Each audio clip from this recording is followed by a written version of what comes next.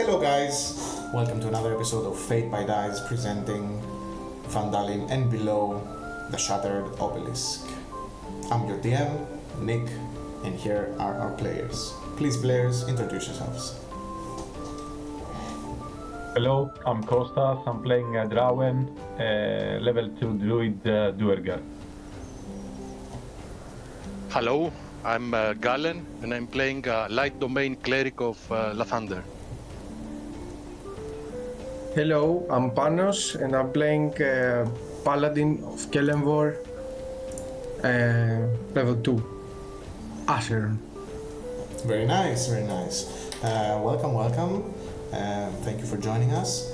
And last we left off, our players reached their destination, Phandelver, where they uncovered critical information about the settlement, the village, its residents, and some troubles that the village has been having with a plague of scarlet-mantled bandits calling themselves the Redbrands.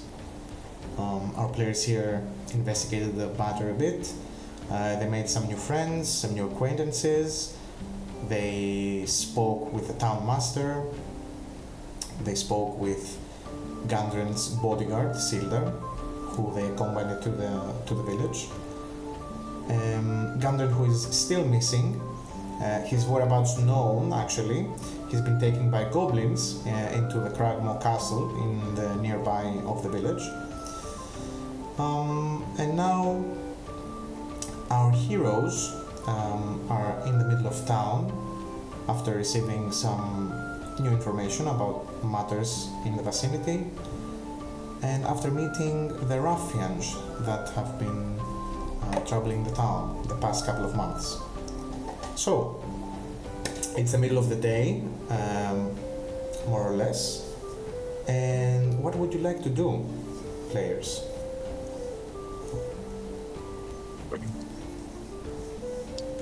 Right. I assume Sildar left us.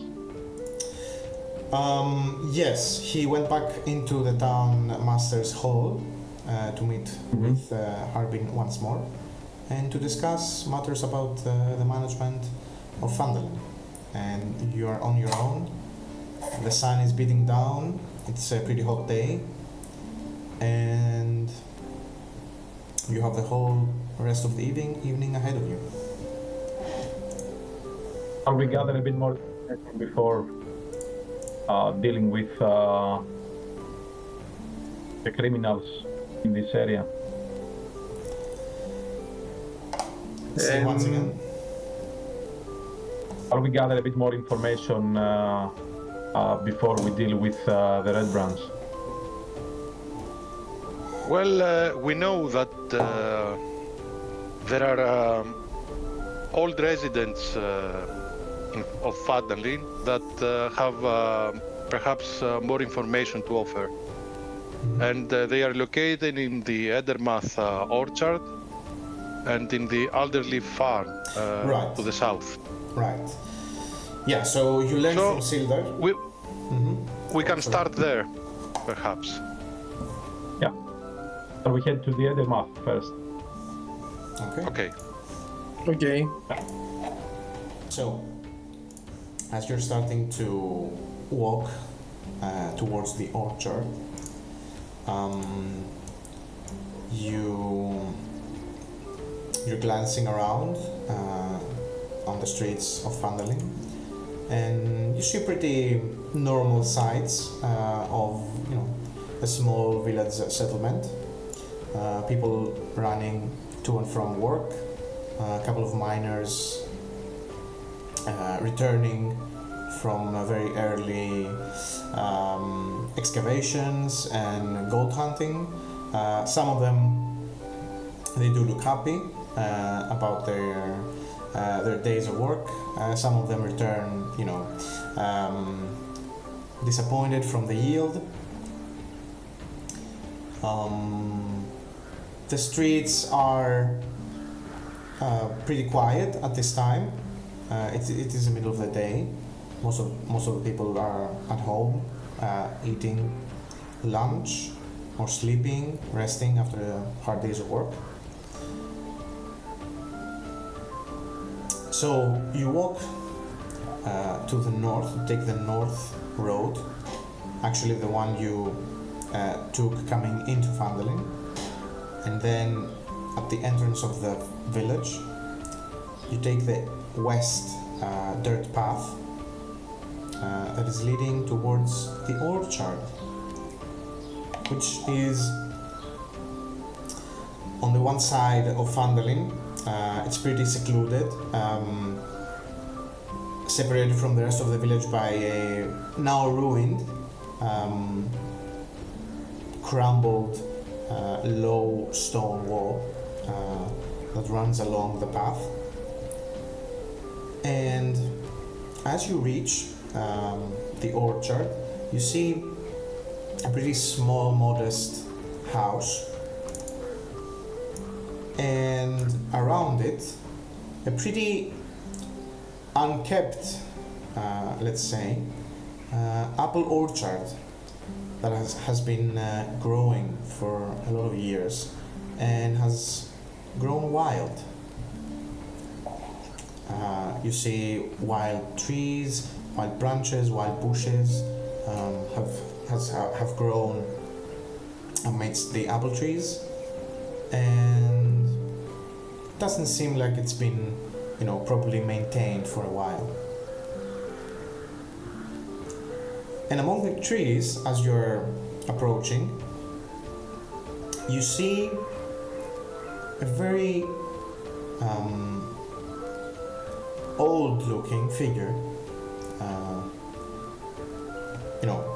wearing, despite the heat, it's pretty hot day, but despite the heat you see a figure wearing a mantle, robes and worker's clothes, and a pretty big brimmed hat to combat the heat. And you see them hunched over with a small scythe on one hand and a basket on the other,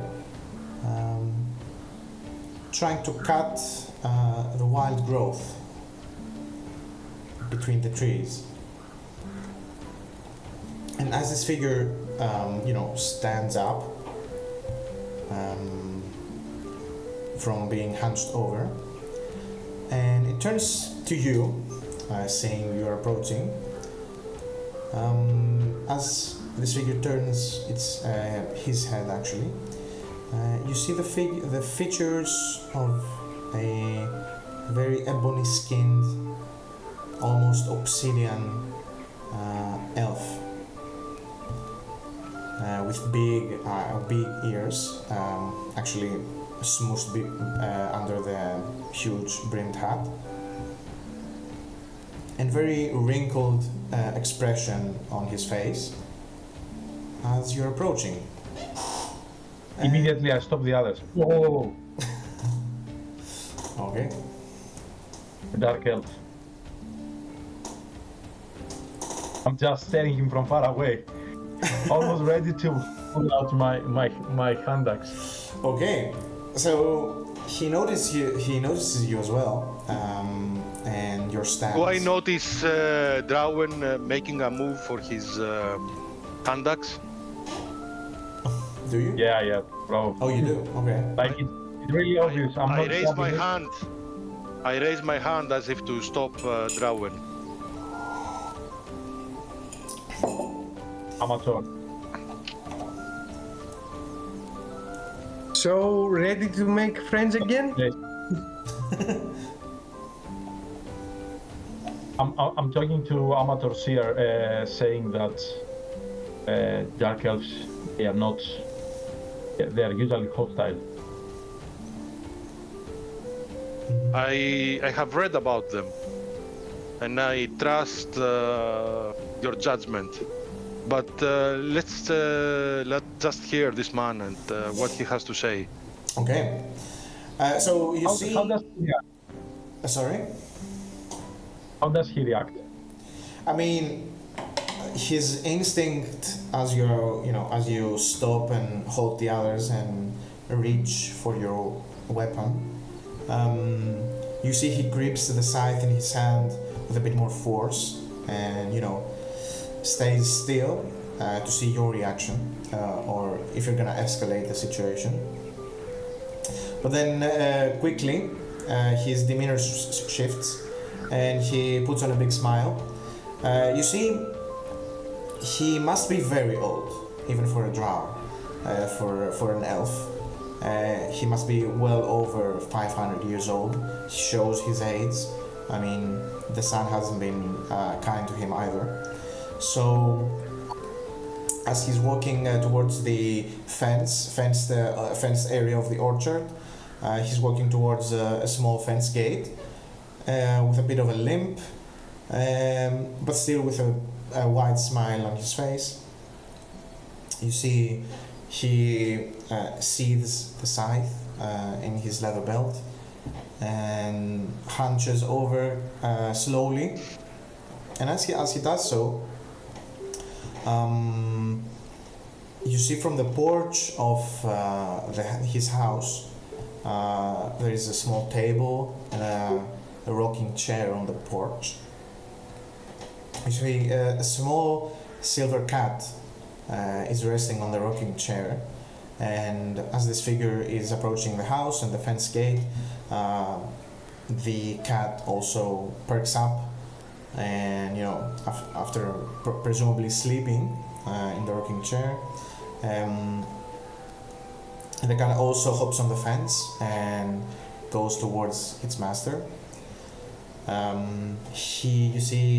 He strokes the cat's back a couple of times, smiles and returns to you, and finally he says, "Welcome. I don't have many guests as of late. You're new in Phandelver, right? Please come have a seat." Greetings, stranger. Greetings to you as well. You are... Amator, nice to meet you. You see, as he's examining you, especially you, Acheron, he takes a couple of seconds more to, take you in, as to say. And when he does so, he lingers on your face for a long time, examining your features, your eyes, and he does seem a bit, captivated. And finally he snaps out of it and says, "Oh, bless the gods. Please, come have a seat. My name is Drawen. What brings you to my orchard, travelers?" Hello, Mr.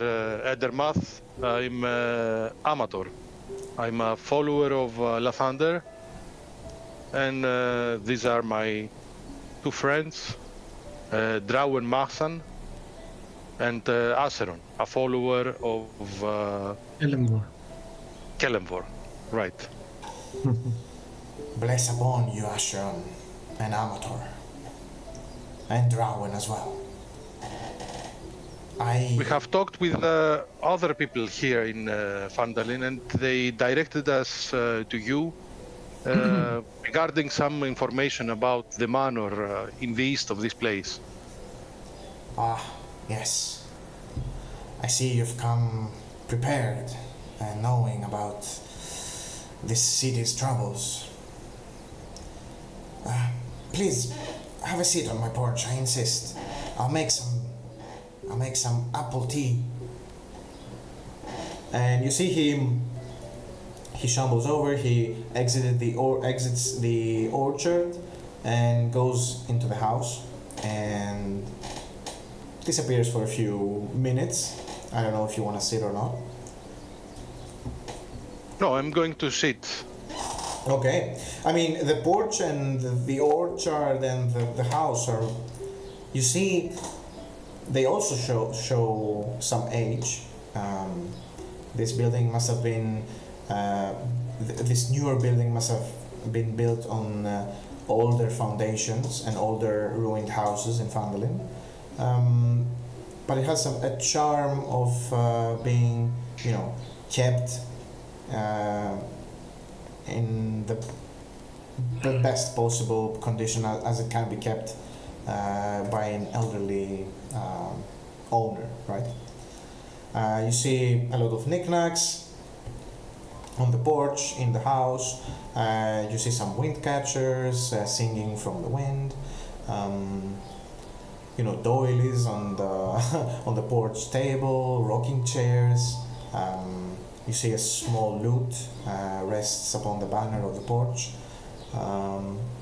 It's pretty well lived, I'm gonna say. I mean, you wait for a couple of minutes and Darren exits through the house again, followed by the same silver cat every time. And this time he's holding a tray with 4 cups and some sweets alongside. And he rests them on the table on the porch, and he goes to sit in the rocking chair. And immediately the silver cat hops on his lap and rests there. And he gestures to you to sit as well. Please, you must be tired. Please sit. Can I check the silver cat? Does seem like a natural animal of some sort. You can roll a nature check, perception check if you want. Certainly not perception during daylight. So I'll go for a nature check.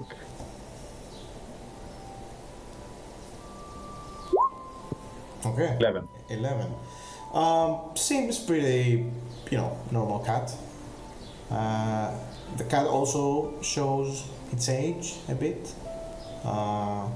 Has a pretty grumpy face, but seems like a normal cat. Yeah. It doesn't look like a familiar or something like this. It looks like a pet.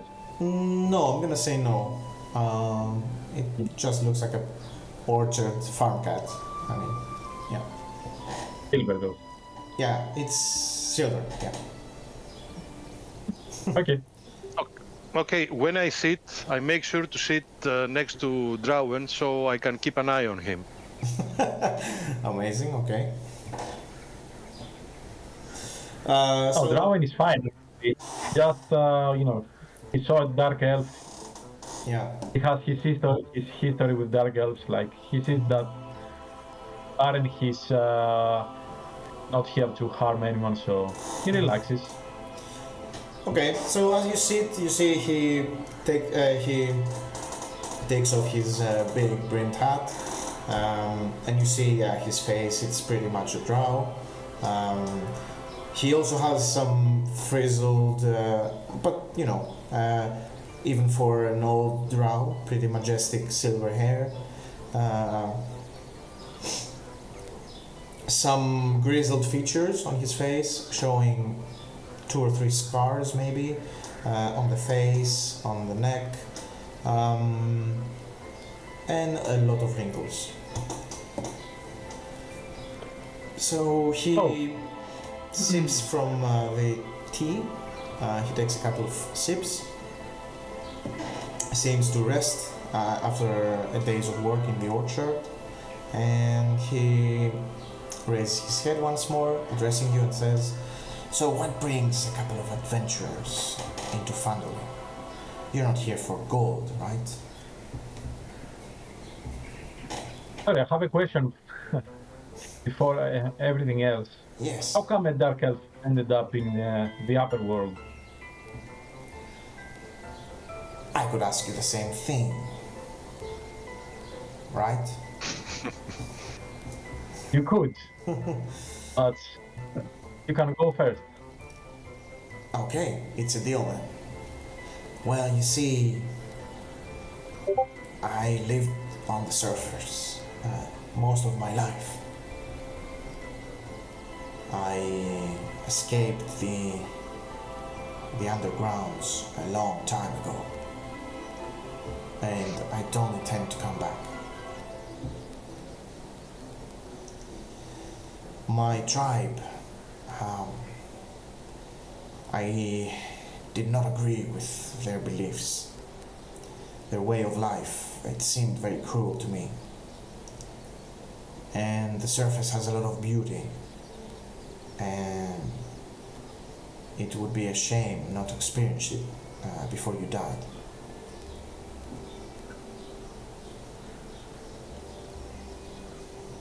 So, yeah, but what about the sun? What do you know about the sun? I mean, Get used to this. I pull out from my backpack. I pull out from my backpack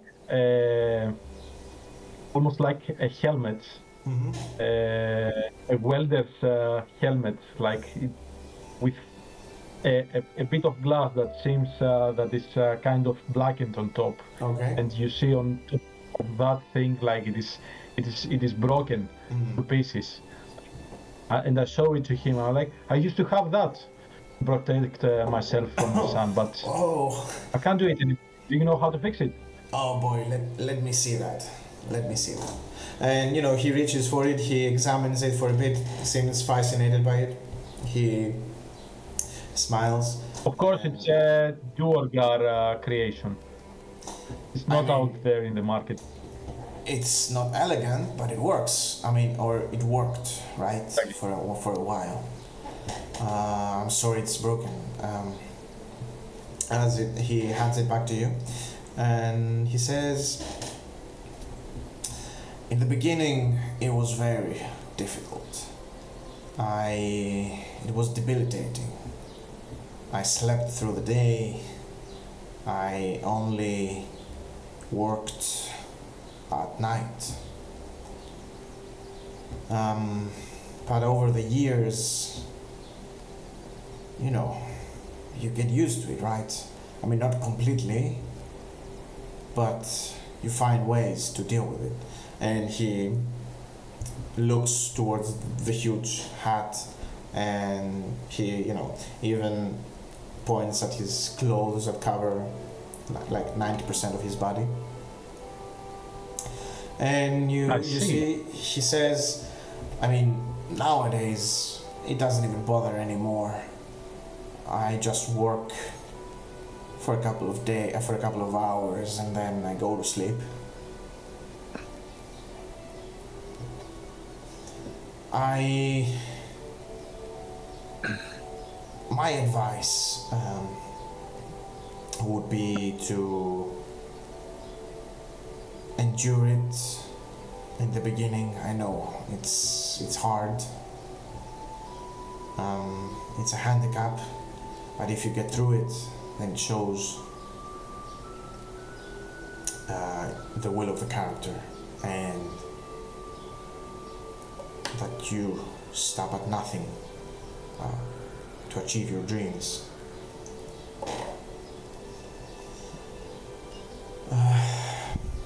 Do you think if I stare at the sun, it's gonna make the process easier, faster?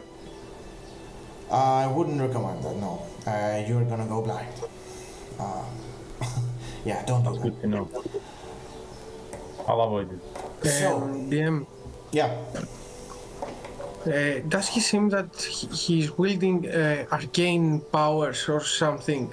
Is there any evidence that I can check? I mean, I guess roll an Arcana check if you want to sense any magics. First, I'm gonna ask him how peaceful is the countryside here? Oh, he says, the past couple of years have been really peaceful. I mean, people here didn't care about fighting or where I came from. I mean, I'm not from here, but this place is silent enough, quiet and serene, and I mean, the orchard is beautiful, or it was beautiful. I agree. Looking at the orchard. Yeah. I mean, right now it's not beautiful, but you can see the potential, right? Yeah, I mean, but I will agree whatever he says. Yeah, and he continues and says, "It's gonna be my greatest achievement. Once I'm done with it, I'm gonna grow the best tasting apples in the Neverwinter region." It's a peaceful. It's a peaceful place also for a family. I could have my family here. I mean, you should. It's a very nice town. Although, and he lingers for a bit. Although he says the past couple of months have been rough for the villagers, for everyone.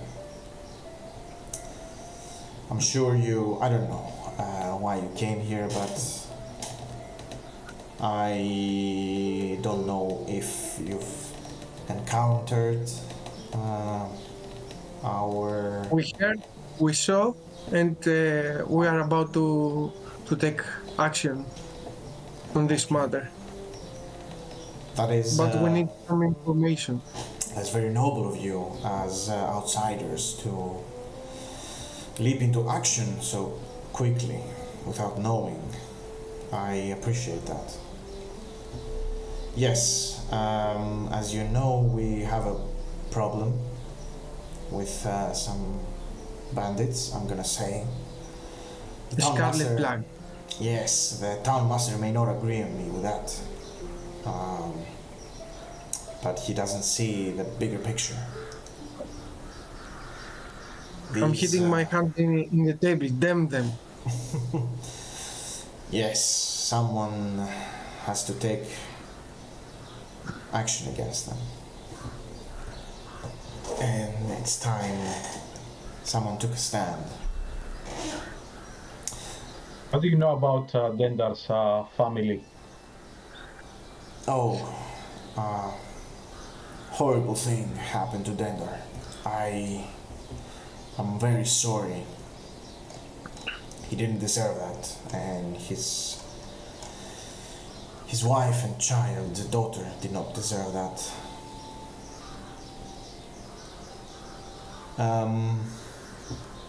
Do you have He was... any idea? Sorry. Yeah, he continues and says, I mean, he doesn't say much. He says he was the best woodworker in town, let me tell you that. I mean, he built me this rocking chair. I miss him every day. The Redbrands are a plague on this village.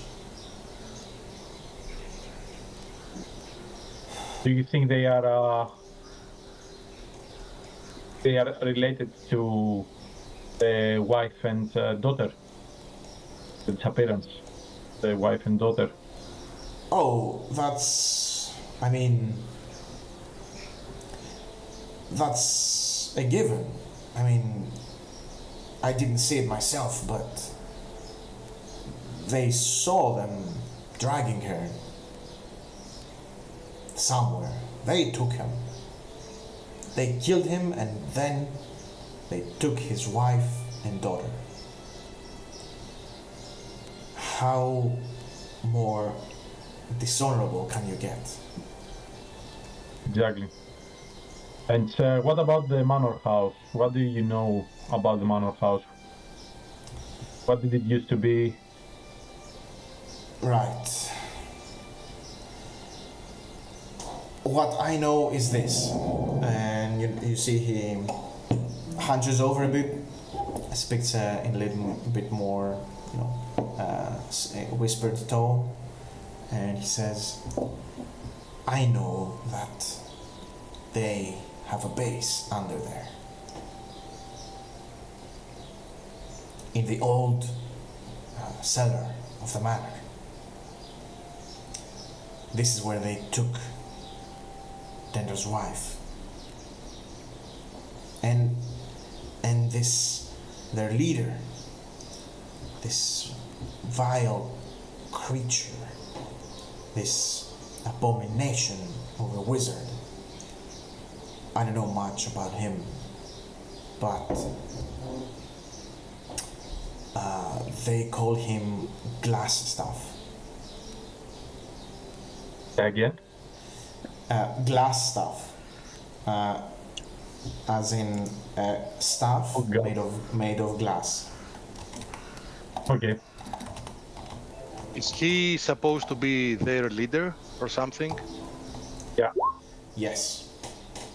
Can I try to remember if I know something about a wizard with the name Glastaff? You can. I mean, you can roll a Arcana History. or history, yeah.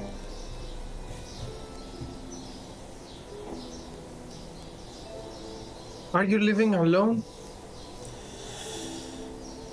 Oh, yes. I mean, it's me and Ellie, and you see him stroking the spine of the silver cat on his lap. I rolled a 6, A so 6. apparently I don't know. Yeah, I'm I gonna don't know. say.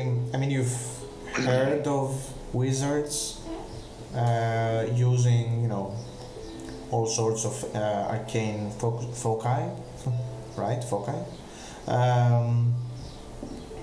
And I mean, they could be made out of glass, but you've never heard of anyone mentioning the nickname glass stuff. Mr. Edermath, can I ask you a question?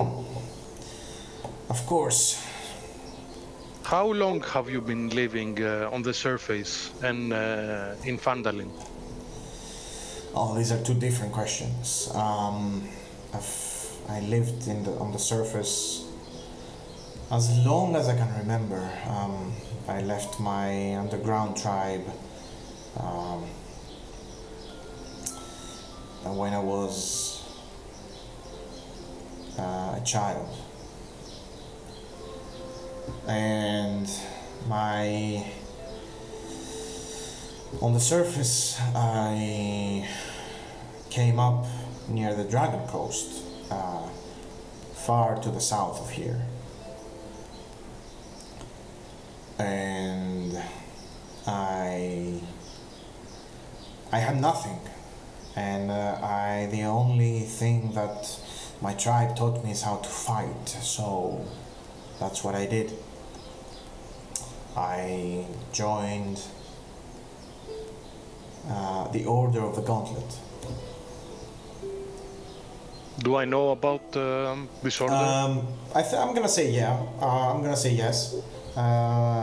It's another order, also very linked. It's on the same level as the Lord's Alliance, right? The Order of the Gauntlet is a faction Silver of. talked about the Order of the Gauntlet. He He's talked a about- member. He's a member of the Lord's Alliance, Silver. The Order of the Gauntlet is a similar faction. It's a group of paladins, fighters, and generally a group of faithful seekers of justice. They protect, and they. It's like the Internal Order. Yeah, exactly. But it's more generalized, right? It's not under one religion. It's a much bigger faction, spanning the whole coast. I mean, possibly even the whole of Faerun. And they're a group of vigilant fighters against evildoers, and they try to enforce justice, right? So they don't worship a specific deity. No.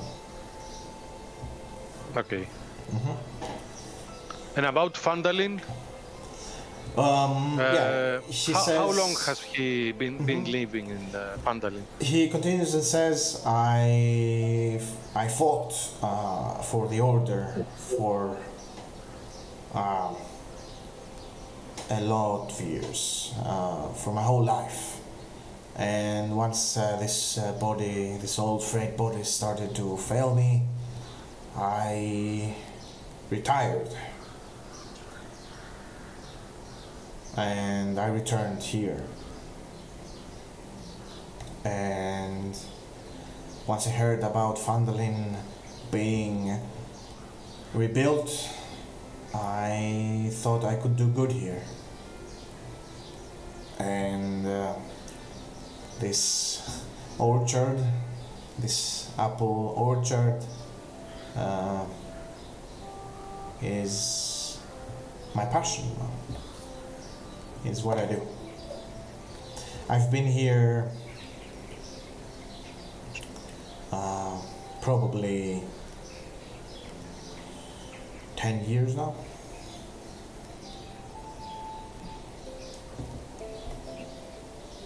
So when you came to Phandelver, was the manor in the east of the town still in ruins? Oh yes, I mean the manor has been in ruins for over 200 years, right? The town as well. I wasn't here when it happened, but I heard the legend of hordes of bandits attacking the tribal trail and the whole region, and they destroyed everything. And what these people are doing now, honoring the Phandelver's pact, rebuilding the town, trying to build something new and welcoming. I liked that I could be a part of it, and my part is the orchard.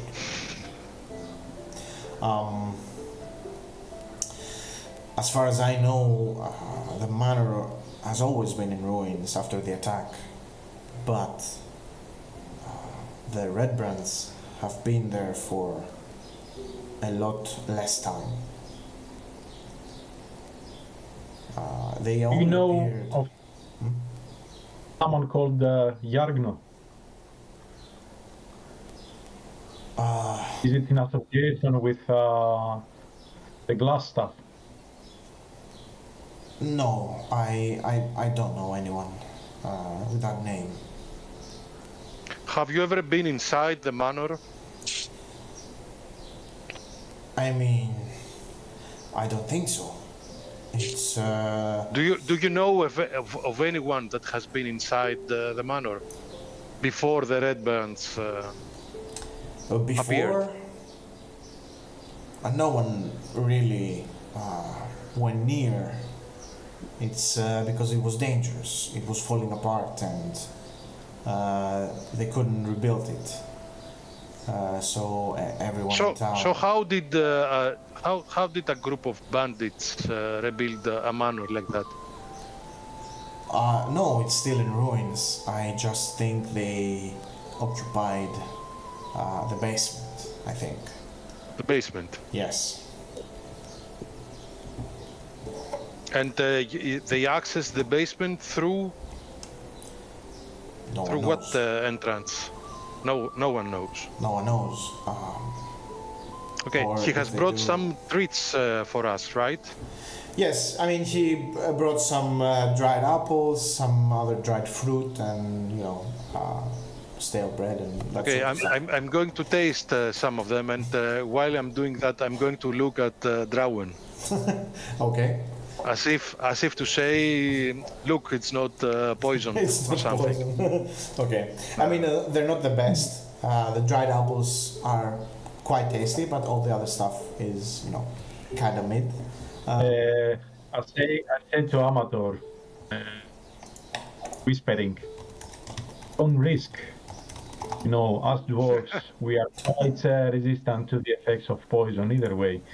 So as I'm biting one as well. Okay, so he... It would be foolish for someone to try to poison a dwarf.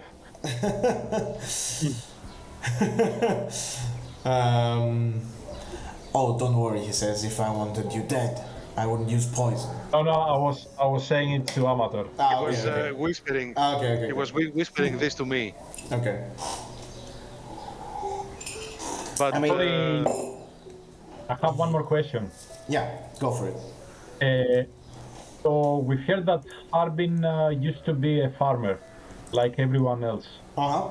Why him to be selected as the town master? Oh, What is okay. his deal? Once you mention Harbin, he says, I mean, there's no really... Phandelver doesn't have a functioning government. He's just there for the show. He doesn't have any real power, Harbin, and people voted him because he's nice, you know. He might not be the most competent guy out there, but he's cheerful and well liked by the people. So that's why they voted for him. Will be really frustrated if he's involved with the Redbrands. No, who, Harbin? No way. He wouldn't hurt a fly, I think. For his own good, let's hope it's true. Nah, he's very naive. He's guilty because he's doing nothing about the troubles of his hometown. Yes, I mean, for that I agree. But if you step in his shoes for a while, what can he do? I mean, Phandelver doesn't have a real guard faction. There are no guards. There are no weapons here. People here they're farmers. They're not fighters. And the Redbrands, they have much more firepower and manpower than the people in the village. So for every push that we make, they retaliate much harder. I mean, what happened? And he attacked they attacked to Dendron. What was the trigger? As far as I know, they just they asked for the ransom money, and he didn't have it, or I mean, they call it protection money, right? But they extort you. I know these guys. And where I came from, the only thing that we wish for them is a honorable death. I couldn't agree more, Acheron. And I like the variation, Acheron. Like? I like the variety that you have in your town. Everyone deserves an honorable death, right? The solution to everything. Yeah, it's a solution to everything.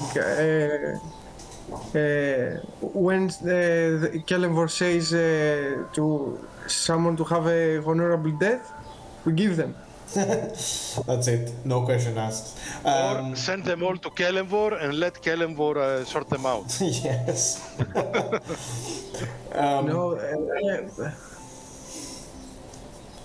It's not wrong, the name of Judgment of the Damned. Judge of the Damned. So yeah. I think, guys, enough talk. We need to go to another place also. Let me just ask Mr. Edermath another question. So, as you have already perhaps understood, my friend here, he's a kind of undead hunter. And we have recently been assigned with a mission to find a banshee, if you know what that is. I am aware, yes. Do you know how to approach this, perhaps through your experiences, how to fight a creature like a banshee? Oh. How does a banshee attack mortals such as us? Do you have to fight it? I would fight it only as a last resort. They are very resilient. spirits like that. Conventional I think you weaponry- would agree with me that undead creatures like that should not be allowed to exist. Yes, please I agree. I agree. Yes. Mhm. I agree. Yes. I have fought many of them Also, on my time. and also, I know a way that it can be treated fairly. This creature. I mean, if you have an idea, then go for it. It's called Divine Smite, but Yes. So I sense the aura of Phandelver coming from you as an avatar. I wish I could have that power while I was fighting. you said that you are that you were working for you were a member of Order of the Gauntlet. Yes. It's happening that I am a member of Order of the Internal Order. Okay. What it was your role in this order? You were a fighter. You were the counselors that they had. I rose through the ranks in the order, and I worked as a marshal, and then a herald. Marshal? Yeah. But Not that was arcane, not divine gilding, let's say. no. Well, I did have the blessing of Elistray behind me, but I couldn't. Do I know this deity? You can roll a religion check. I can say Elstray. How? Elistray. I think that's how it's pronounced. Elstray. Yeah. Illustray. Illustray. Okay. Illustray. There are many pronunciations, I think. But anyway. 9. With a I 9. rolled a Okay. 9. You know that it's one of the dark elves' bigger religions, right? You've heard that context, I'm gonna say. So it belongs to the Dark Seldarin. Yes, exactly. The Dark Elven Pantheon, but Exactly. I know nothing more. You can't recall anything more right now, I'm gonna say. Okay. Darren continues and says, I mean, I fought with the blessing of Elistray, but unfortunately, Acheron, I didn't have any divine magics guiding my sword as you have. You're lucky. And these powers, I don't know if it's a luck or a burden, but Yes. I know this. That I'm serving Phandelver as good as I can, and standing up. okay. He says he admires you. He looks at you, admiring you for a couple of moments, and he smiles and says, I think you're well suited to fight the evils plaguing this village, and I wouldn't put it over Elistray to guide you here. I think that's a sign. And he also stands up and goes into the house once more. And after a couple of moments, he comes out again. And you see he's wearing a mantle strapped on his farmer clothes with a pin, and you recognize that pin as the pin of the Order of the Gauntlet. And you see, as he comes out again, he has this aura like he's 100 years younger. He has this strengthening aura around him, as he's been rejuvenated from your fighting spirit once more. And he's holding a pair of boots, right? And he says,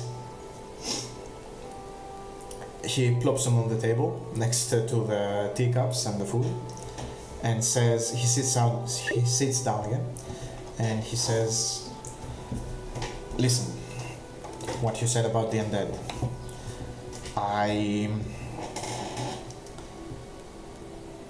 you never said why you came here, right? I mean, it can't be for the Redbrands. You found out about them here, so...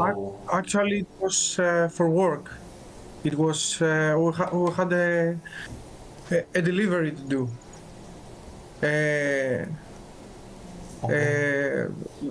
Our employer is Gundren, the Rock Seeker. Gundren, yes. Mhm. I mean, he says yes. I think I've heard about him. He has been visiting Phandelver in the couple of times in the past. Okay, so you're here for mercenary work. I might have something that you would be interested in. Bring it on. A couple of days ago, one of the prospectors came by and he offered me a story in exchange for some apples. And he said that in the nearby hills in the northeast, someone is digging in a location, in a ruin. It's called the Old Owl Well. And he heard from other prospectors that also went to the Old Owl Well that there are foul undead there, and they're being chased away by them. Okay. I think Amator and Acheron are exchanging glances Yeah. as he's saying that. Okay, I figured. And he says, Celebrate I mean, the beast. Acheron, he turns to you and says, I'm pretty sure Phandelver wouldn't allow such a thing. If you can go there and find out what's been going on, I will offer you these. And he points at the boots on the table in front of you, and he says, these boots have saved me a countless amount of times when I was fighting for the Order, and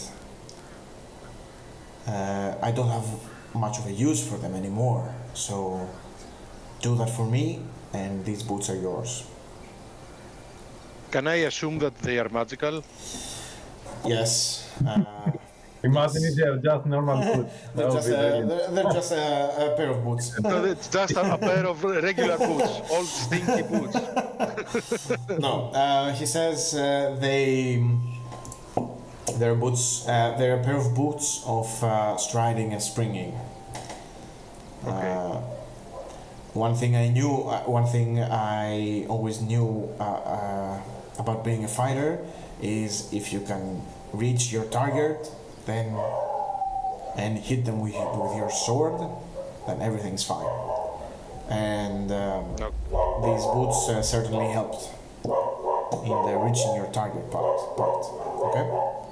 So if I'm getting this right, we get to kill some undead, which we both enjoy and is our priority, and also get some great reward for doing so. Yes, of course. Okay. I think, Mr. Edermath, that you have a deal. Perfect. He says also that, I mean, he shows you on the map where the old owl is. Let me see.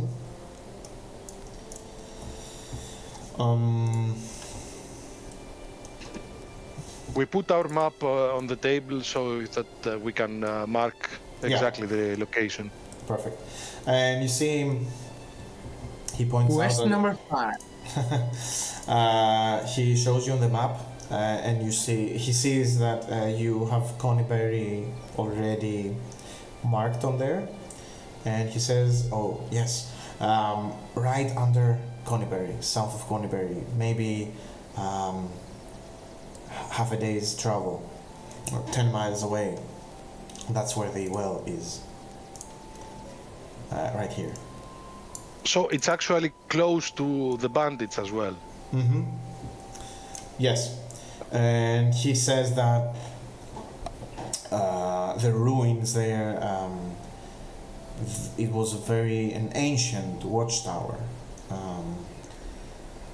belonging to. So it's not an actual well.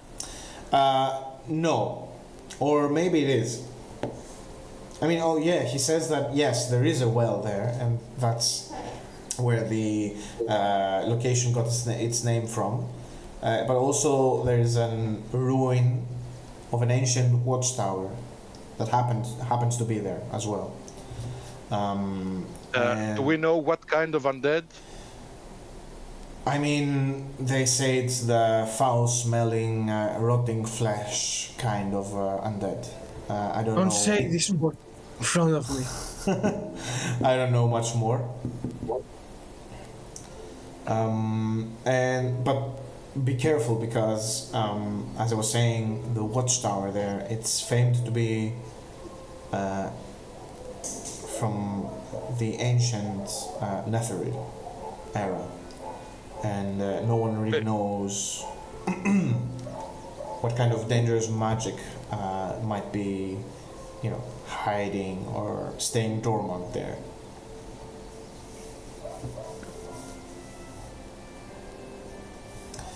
And that's about it. He says that if you can go there,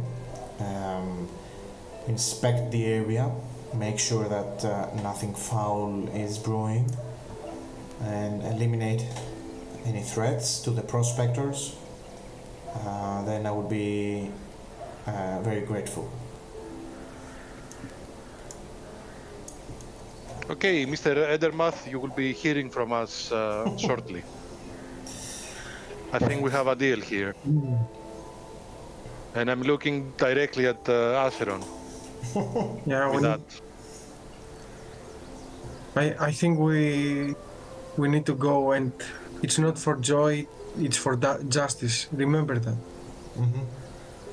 And duty. And All right. duty. So, okay, I shake his hand and I bid him farewell. He stands up, shakes all of your hands, and bids you farewell, saying, I just hope you are the heroes that Phandelver needs right now. Onto your tasks then. May the blessing of Elistray help you on your journey. And may the light of the Morning Lord shine upon you as well. Very well. Darren, it's really nice to meet a friendly drow.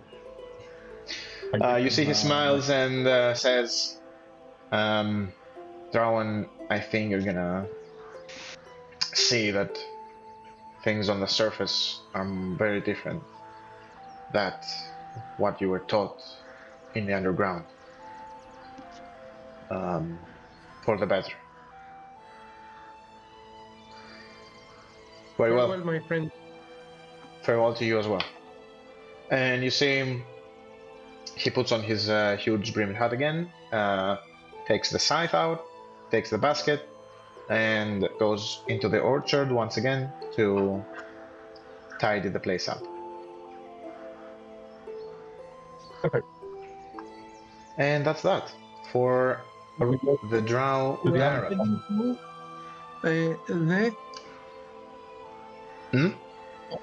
Can you put the other map?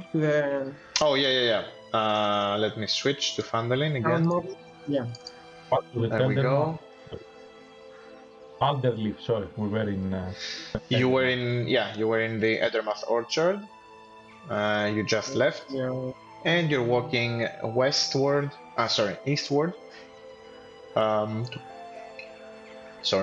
Towards the town green, the town center once again. And you're headed to where? Are you going to the elderly farm? Alderleaf. Yes. Okay. So, as you're walking,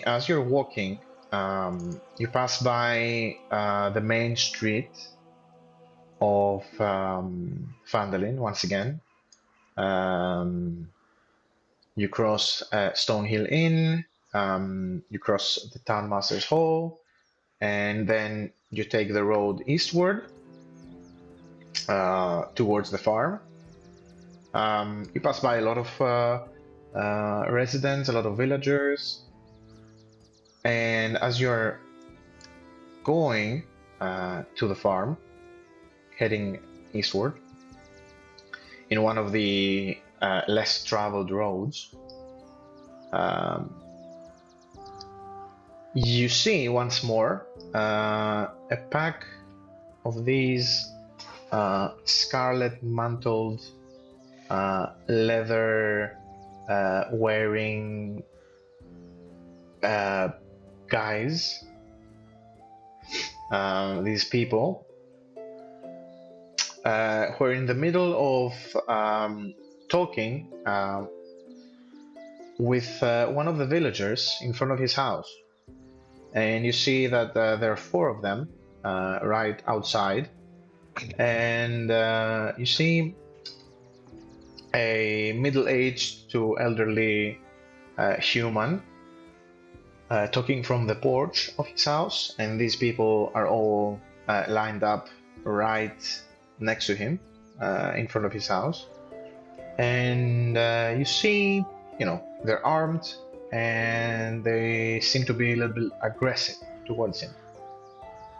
Okay, And quickly, this is- I mutter a quick prayer to Lathander and cast guidance on myself. Okay. You see that's happening like maybe 50-60 feet in front of you as you're walking in the street. And you can't really hear what they're saying. But you see the elderly man finally reluctantly pulls out a pouch and he hands it to these people, and one of them snatches it from his hand, tosses it once or twice in his hand, and they all turn around and they start walking, in fact, towards you. And this is, at this moment, they also notice you as you're walking towards them. And they glance at you, kinda aggressively. Acheron, I whispered to Acheron, play it cool, I have a plan. I'm playing it already cool. Okay. How many are they? I'm putting my shield in front. You see, there are four of them. Oh, it's cool. All of them dressed kind of the same. And as they notice you, they glance at each other, and they whisper something. You can't really hear what. And as you are nearing, the three of them stop, and one of them kind of walks forward in the middle of the road, very standoffish.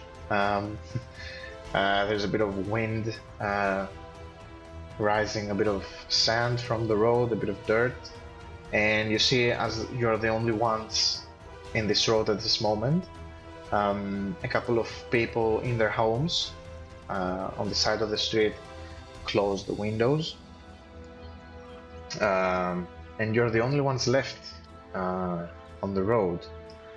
And the one that stepped forward as you're walking towards them, he looks at you and he spits on the ground in front of your feet, and he snarls and says, "You've been asking a whole lot of questions recently, especially for outsiders.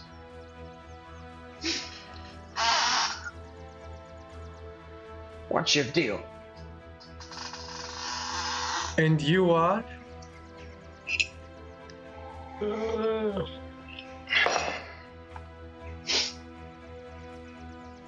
Who am I? Who are you? I asked first. That's very grown up of you. Very smart. Listen, I'm someone you don't want to mess with, alright? Ah, okay. I'm looking, sorry. I'm looking at Amator all the time. I'm like, looking at Amator, looking at the guy, looking at Amator, looking at the guy. Trying to get At Acheron. Amator this time. Okay. Ah, okay. But I want- Amator looks really uncomfortable with the Okay. situation. It's like he's But- trying to keep the peace. And he's saying, please don't do this. Not in the middle of the day, in front of everyone. We Okay, are so doing okay, I'm sorry. okay. I was trying to get the vibe. Okay, New perfect. York. Okay. So just to interrupt the quarrel. Mhm. Okay, it's fine. I am Drawen. There is Amator, and there is Acheron as well. And whom do we speak? I didn't ask for your names now, did I? Listen. I think it's time you understood The something. one you don't want to mess with. This is the name, I think. Okay. Yeah, you remember. Mm-hmm. I look at Listen. Amator do this, and I do symbiotic entity Ooh, to myself. what? Oh, is that a Amator spell? also looks What is at that? Drawen shrugging with his shoulders, like it seems like a conflict cannot be helped at this point. And, There is nothing. The battle music is already playing for some reason. Yeah. I don't know what you're talking about. He Nothing said, happens that is obvious. It's just I'm getting some benefits as I'm casting it. It's not even a spell, basically. It's an ability. it's not a spell. Okay, hold on. Oh my god. All It right. just happens. It's an accent though, right? Okay. A wild shape feature. Okay. You see that as you are, I mean, he says as he's pretty standoffish in front of you, he's not letting you pass on the road. They formed like a bit of a blockade in front of you, spread out a bit, and the one that has moved a bit in front and confronting you says, "All right, this is how it's gonna be. I mean, you know, we offer a bit of protection here, right? And you seem like new in town, so you might be interested. Here's what we're gonna do. It's a friendly fee for getting to know each As he other." says that, Yeah. says that he feels spores coming into his mouth. Okay. But I'm using my invisible spores to make him inhale them. Okay. So- So as he's talking, okay, here's gonna go. Time to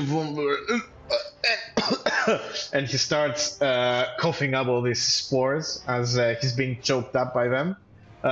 He has to roll What does he have to roll? a Constitution saving throw. DC 13. Okay.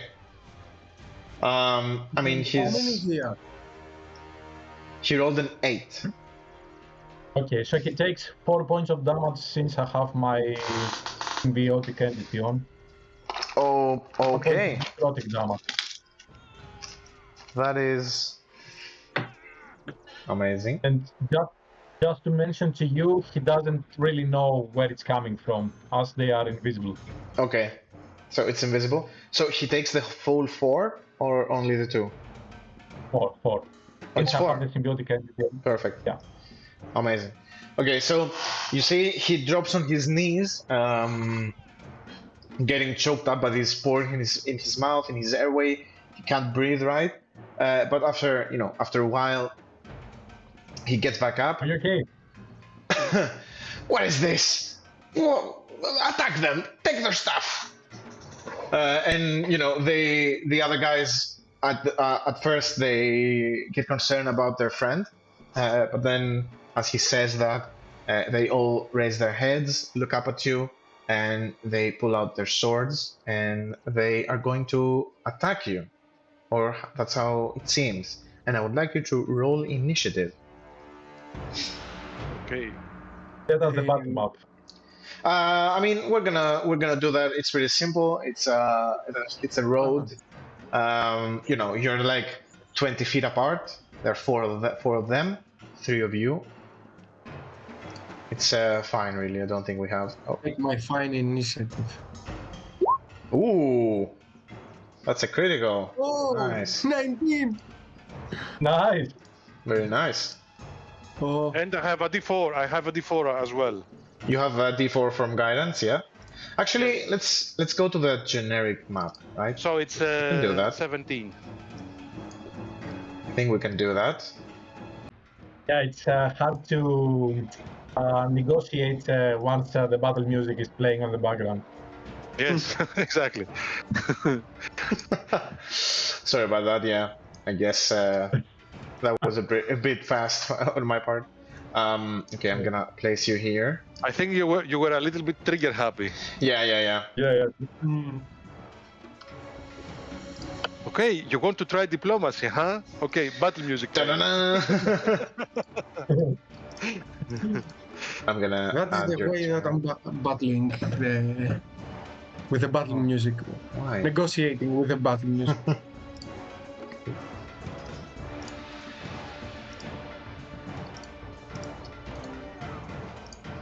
Okay.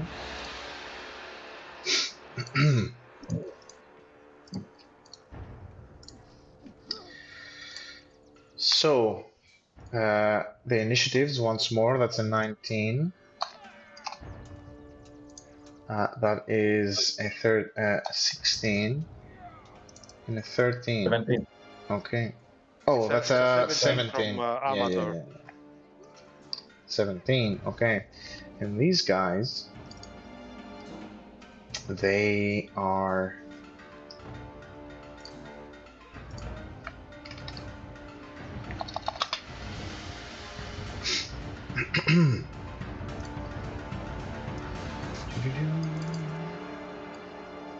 I mean, you see one is right in front of you, and there are 3 more like behind him.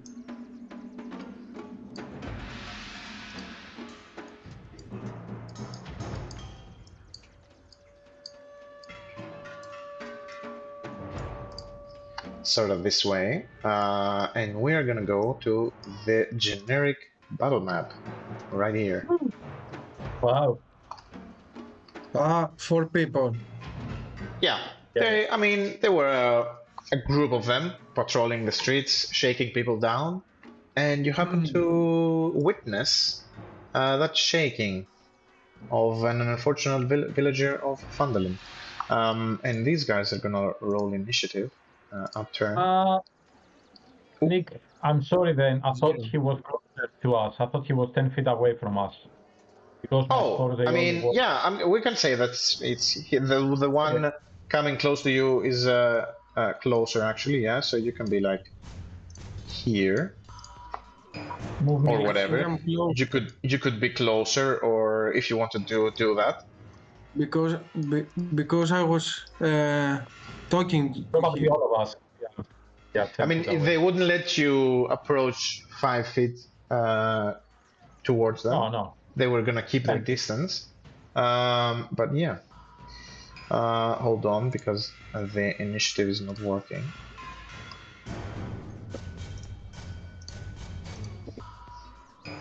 Okay.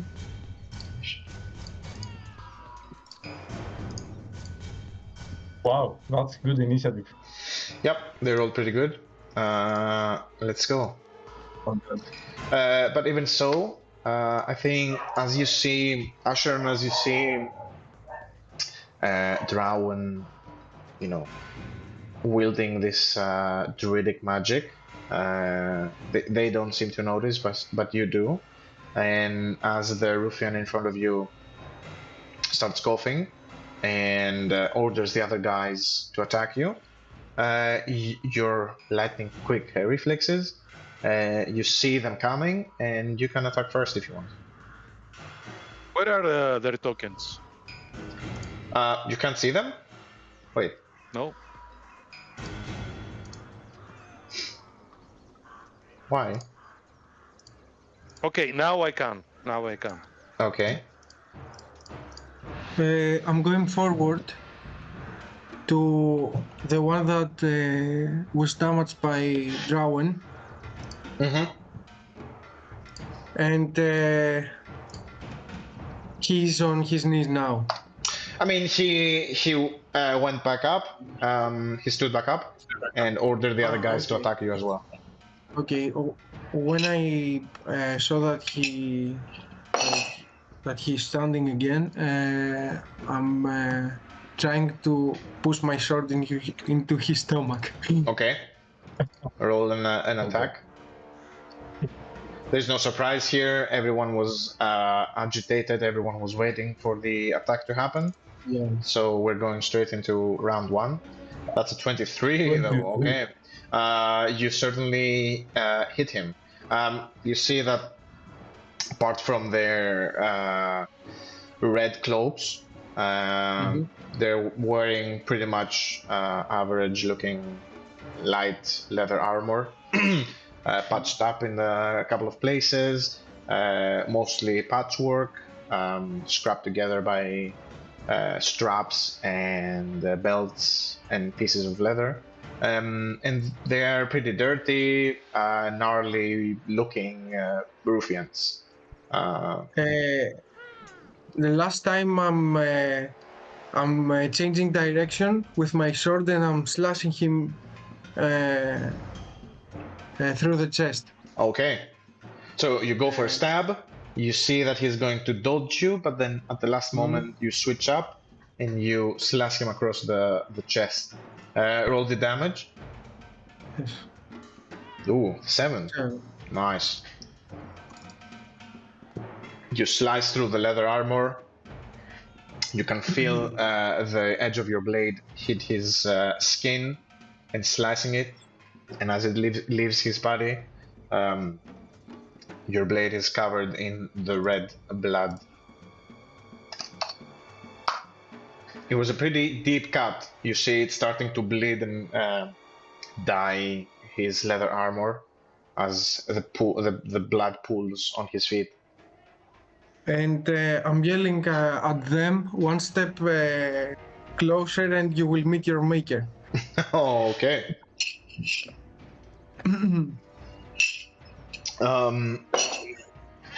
You see the one who was ready to attack,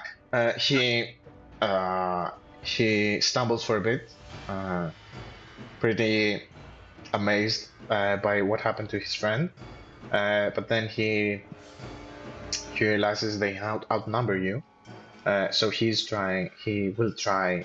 Why he's playing before me? Oh, that's very interesting. Yeah. What's We your have the same modifier. My dexterity is my dexterity modifier is +2. It's +2, right? So you actually you're playing first. Yeah. Sorry about that. It's your turn. So Amator is going to move to Acheron's flank to protect his back Nice. from the multiple opponents that we are facing. And he's going to say by the Morning Lord's name, stop this nonsense. And as he says this, his eyes are glowing white. And Amator utters a holy word in a deep, booming voice that very resembles his own. Oh my.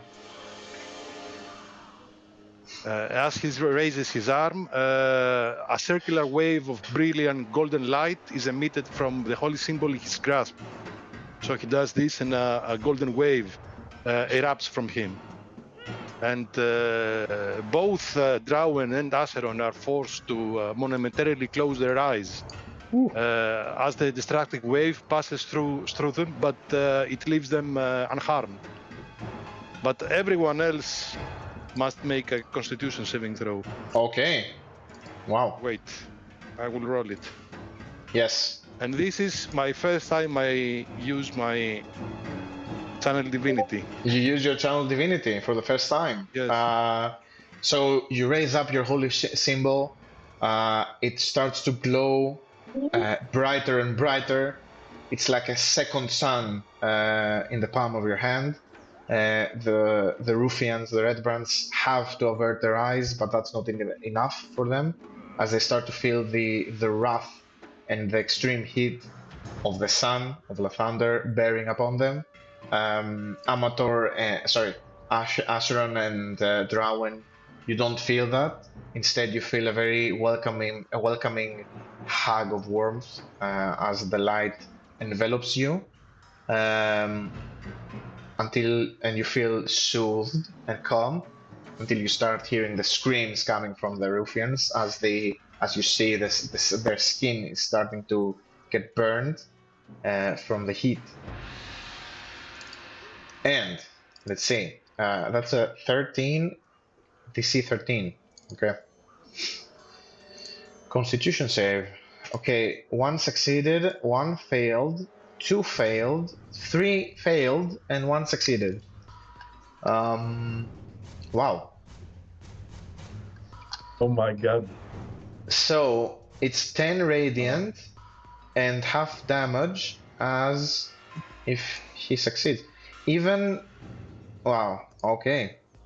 So the one that just got slashed by Acheron, you see he doesn't have enough time to process his wound on his chest, and you see he looks down as he is trying to close the wound, but he doesn't have enough time as his hands catch on fire, and then his face, and then he bursts into flames and gets exploded by the radiance of the Lathander, and he is dead on the ground right in front of you, getting charred to death.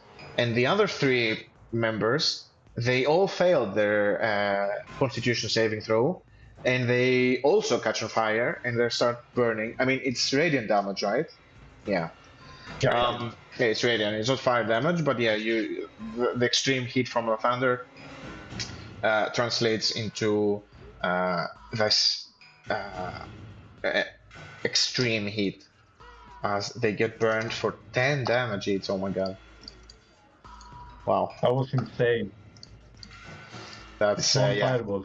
That's yeah. They took a shit ton of damage. I have a confession to make. I rolled low, actually. Yeah, I see you rolled a 1. I rolled low. This could be a total wipe for them. Insane. Okay. Perfect. You see, their friend, presumably the de facto leader of this patrol group, gets incinerated, slashed and incinerated, and they all suffer now third-degree burns from this radiance as they stumble back. And I'm gonna. Do you want to do anything else with your bonus action? Yes, before I finish my turn, I'm going to shout, take at least one of them alive. Oh boy, they don't want to hear that. Let me tell you. Wow. Okay. So. Set it to Celestial. Okay. I mean, No, if it, I think I'm going to shout it in common. yeah, I mean, if they flee, it's even better for us. That's a very frightening thing to hear from someone. You tried to mug, and they exploded you. Let's see.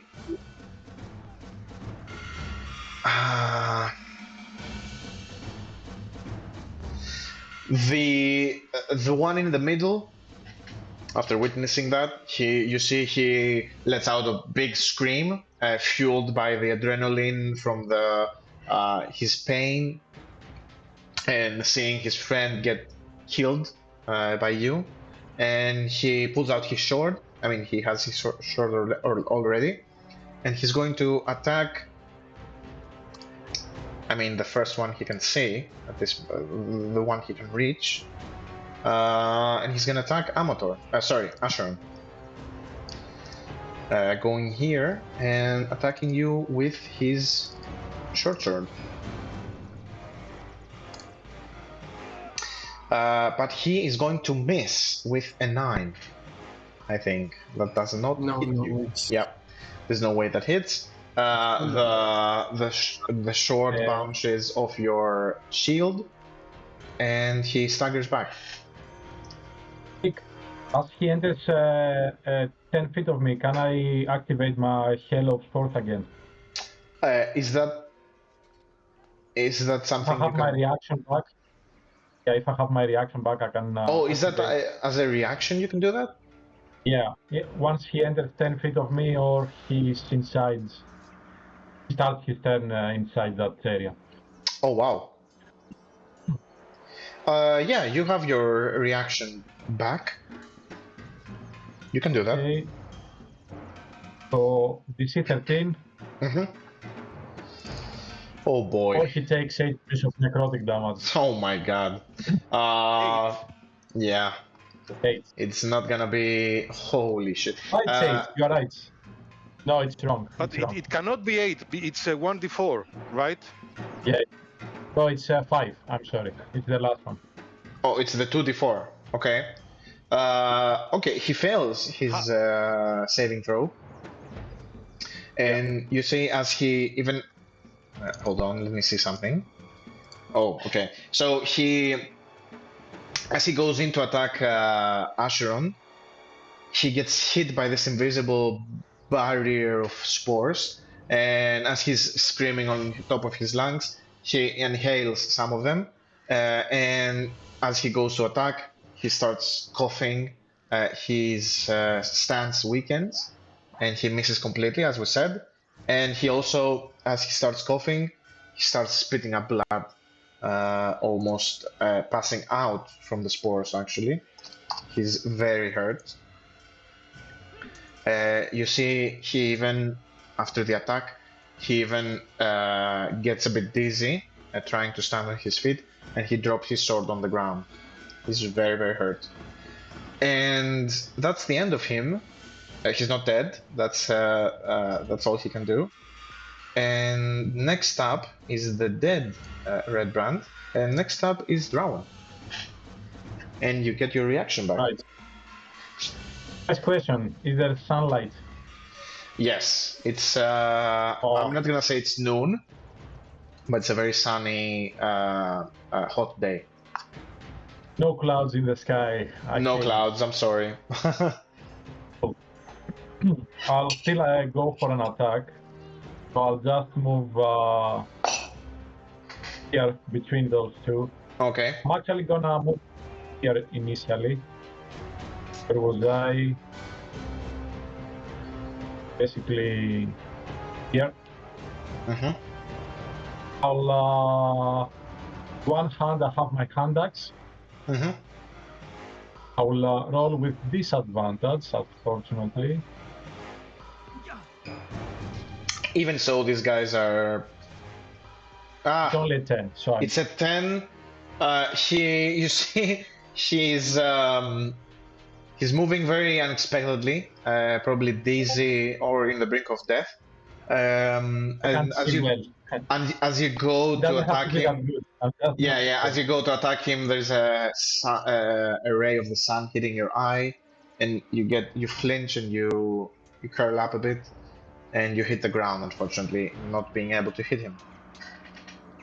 Okay, no worries. And I will move forward. Okay. With my other hand, I'm gonna draw my light hammer. Ooh. And I'll go for a bonus action attack with the light hammer. Again with disadvantage against the other opponent. Okay. It's a 14.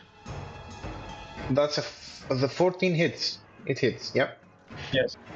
The damage though is the second one that you see, so it's only 4 points of damage. It's 4, yeah, without the modifier. But because I have the symbiotic entity on, I can deal 1d6 extra, which you can see it probably here. So 3 more 3 damage. It's 7 all around. 7. Yeah. Wow. Okay. This guy did not expect that from you. What's the extra damage you do from the symbiotic energy exactly? How does it? So it's basically, yeah, the spores as I'm hitting with my hammer, and he's taking a big breath from the heat of the hammer. Okay. The spores find the opportunity, and I'm basically forcing them through his lungs. Right. Which they start basically sprouting. Almost developing roots instantaneously his lungs. Okay, perfect. So you hit him on the stomach, forcing him to take a big breath from the hit. You leave him breathless, and then he tries to inhale, but all he gets is a mouthful of spores. And as he does so, he seems to freeze up and collapse. The 1-2 punch from the hammer and the spores were enough to kill him. Right. And you see, as he collapses, he takes his final exhale as the breath leaves his body, and you see tiny mushrooms starting to grow in his mouth. Approval. Approval from God. Nice. That's actually gross. Yep. Bad death. Bad way to go. Yeah, very bad. Do you want to move anymore?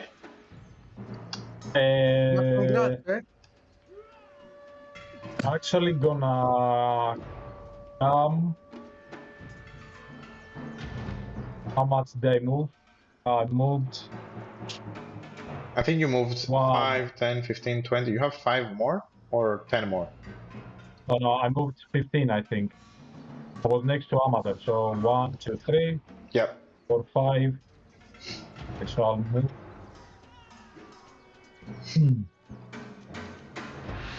I'll move here. Okay.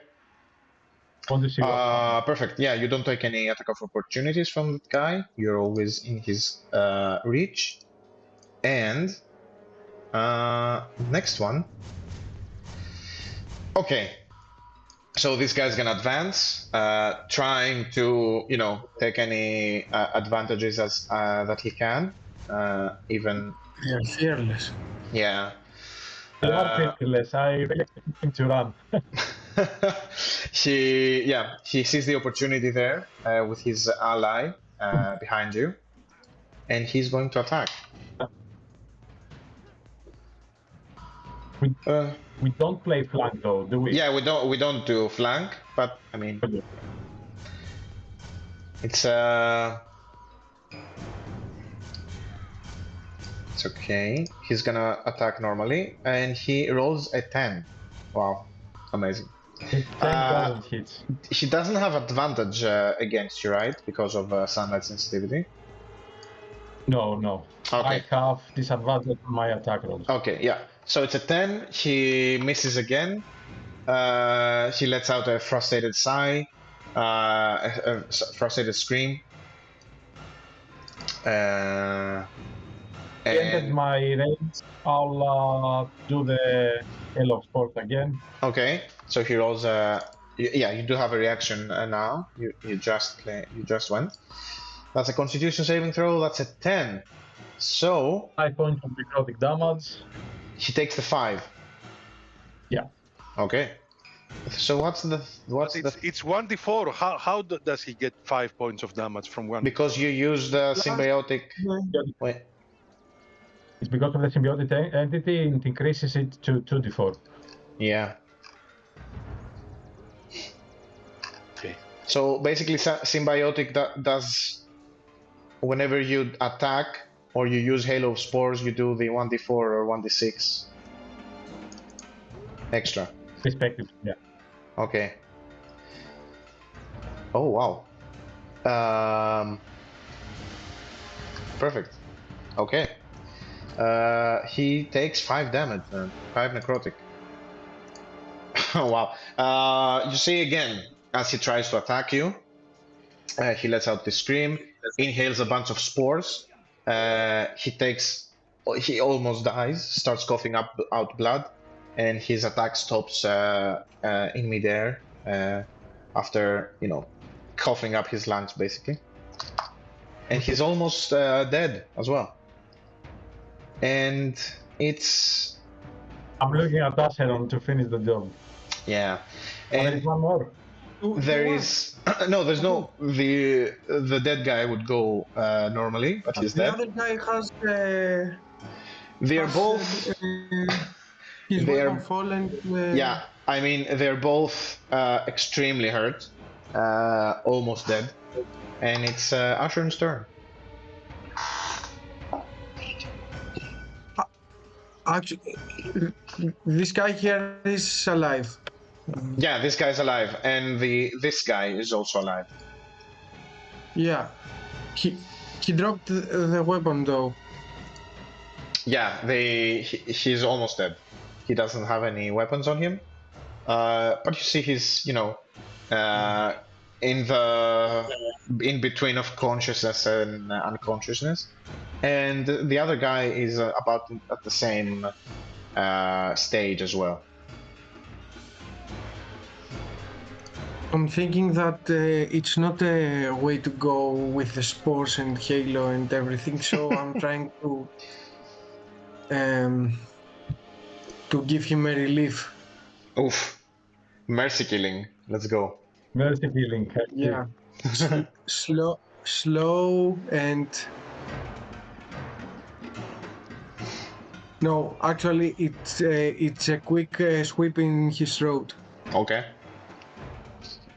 Roll the attack. Yeah. Oh, that's a 9 though. I'm gonna say you have advantage. He's he dropped the weapon and. I mean, he does have a weapon on his hand. You don't have advantage though. Okay. He can still defend. I mean, he's barely conscious, but he can still dodge your attack, and he does actually. Fearing for his life, seeing your sword coming for him, seeing the end, that kind of wakes him up, and he dodges out of the way. He dodges in this condition. Okay. Oh yeah, he does like a sidestep, and your sword hits the sand, knocks a bunch of dirt on the air, and you see he's ready. After that, he sobers up a bit, and he looks like he was about to run away. I'm shouting, don't run. Your fate will be the same. Oh, okay. We just want to talk. Come on, let's talk. I think, yeah, okay. Do you want to move or do something with your bonus action? I'm blocking his way here. Ooh, okay. That's nice. And it's Amator's turn. So the guy in front of Acheron is not armed anymore. Yeah, he dropped his sword on the ground, and you Okay, look. so I assume he's not a big threat anymore. He's not a threat, and you see he's about to run. Okay, going to move 5 feet to here. Mm-hmm. And there is no way to deal non-lethal damage with spells, right? And you know, I think with spells you cannot do that. You have to either. Can I deal non-lethal damage with a ranged weapon? Let me check. I think so. Yeah. I believe yes. Imagine like I'm pulling out my dagger and I'm throwing it at his sword arm, like his shoulder, so that he drops his blade. But I want it to be non-lethal. Like I'm not aiming at a vital spot. Yeah. Okay. I mean, rules as written. I think it has to be with a melee attack only. But okay, if you... this is what I was asking. Okay. If it's melee only, then I will just come here. Okay. I know there is no flanking. Okay. Yeah. I mean, you can do non-lethal with a bonk, a hit with from your staff or something. I don't have a staff.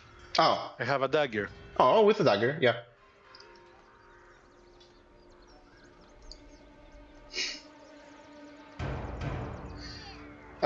Wait, it's a 20? Whoa, what? Oh, wow. Yeah, that hits, definitely. And that's so enough imagine damage. Like, as Drawen has his attention, I quickly move behind him and smack him on the head from behind with a pommel. Yeah, okay, perfect. Yeah, you do that and he just falls down unconscious like a plank. He just collapses on the ground. He's not dead, but he is unconscious. Wow. Okay. Let's mark that. And I'm going to, before I finish my turn, I'm going to tell Drawen not to poison this one. Okay. Oh, there. Oh, perfect. And you see... Okay, after you go, it's the last guy's turn.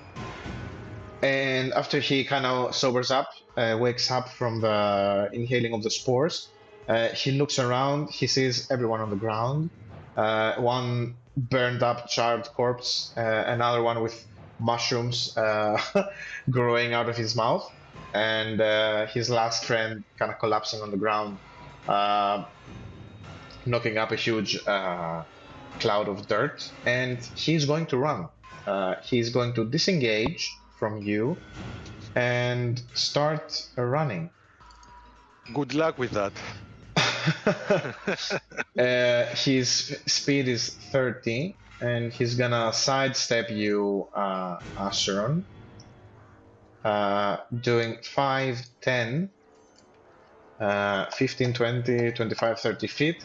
And you see he starts running eastward, presumably towards some place to hide.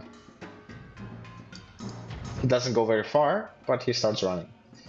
And it's Drawen's turn. Oh, I skipped you. Hold on. I look at Acheron. They always run, and I start running after him. Perfect. The light. Check your back. You have something that he can be dead with that. Light hammer to the face or to the back. Okay, so you start running after him. I mean the javelin. The javelin. You have a javelin. Oh, you have the blessed javelin of Kellenvor, I think. I'll keep it for another time. Javelin. Okay. You have enough movement. I'll Okay, go. you reach him. Hand axe attack, first of all, Mhm. with disadvantage. You hit, obviously.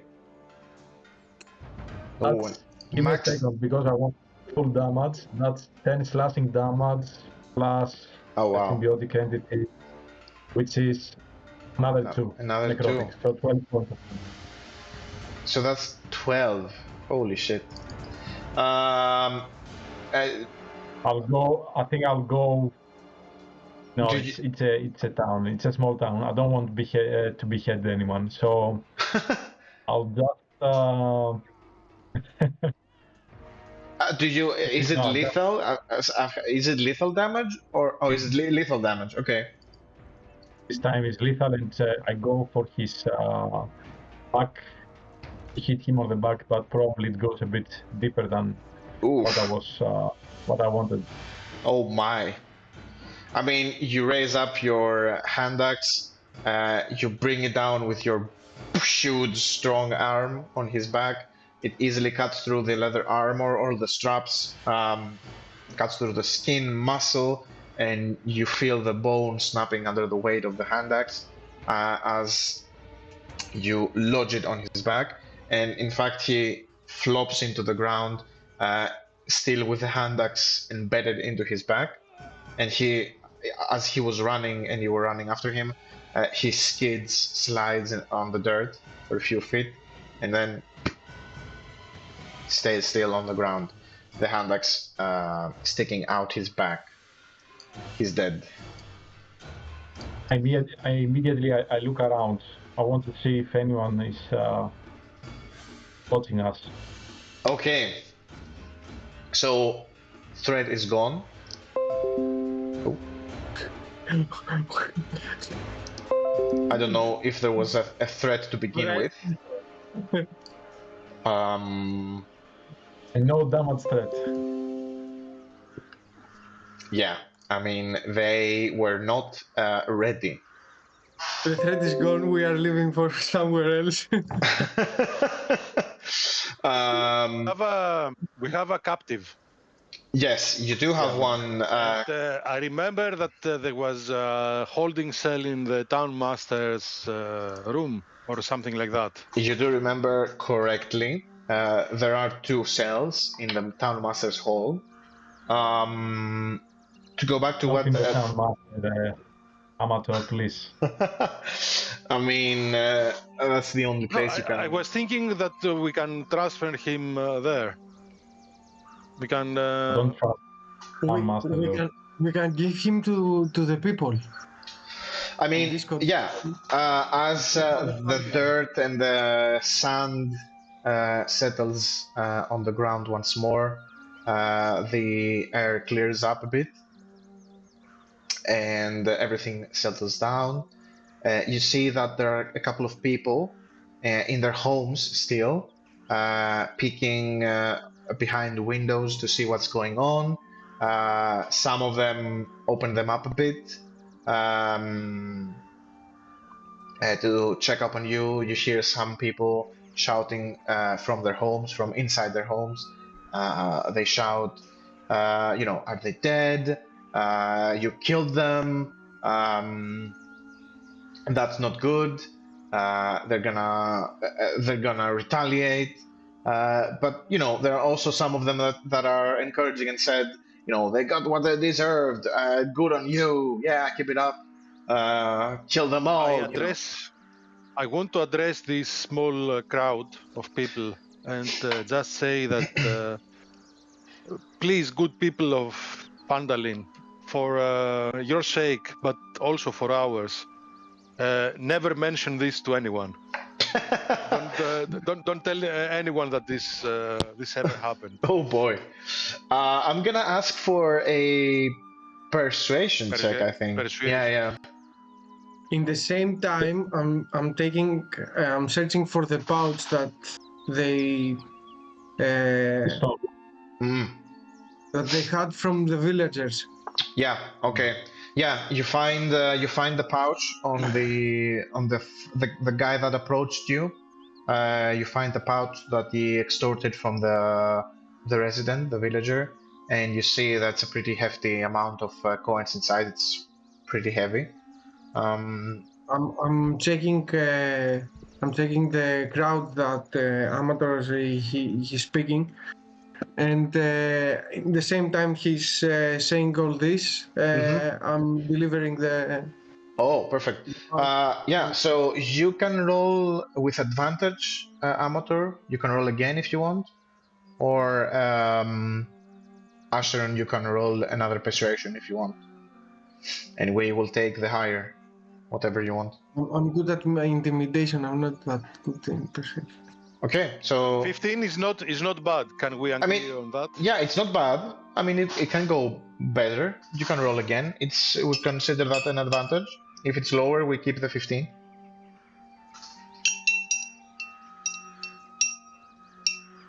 Who's gonna roll? Who's gonna roll? Amator has a -1. Oh, Acheron is going to roll. Okay. okay. Roll with advantage. No, once. Roll once, and we will see if once. it's higher than 15. Then we take that. If it's lower, You we said take the 15. persuasion, eh? Yes. It's charisma. Okay. It's charisma. It's a 5. We take the 15. It's fine. The 15 is perfect. You see, as Amator, you say that. The algorithm hit me in the face again. Roll 20. No, it's fine. Amator, as you are addressing the crowd, at the beginning, you see mixed messages from them, mixed responses, as a lot of people are concerned about what the Redbrands are gonna do when they find out. And as Acheron approaches the middle-aged man that also is in the crowd, he's very reluctant, sitting further back. You part the crowd a bit as you're approaching the man, Acheron, and you raise the pouch of gold and you deliver it on this man's hands. And you see that as he was fearful before about the whole situation, this act of kindness really changes his whole perception. And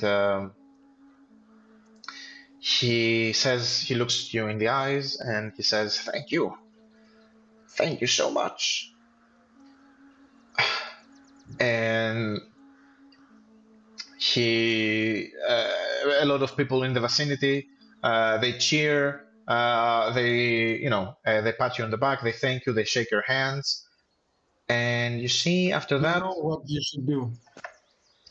Yes, and you see after that, they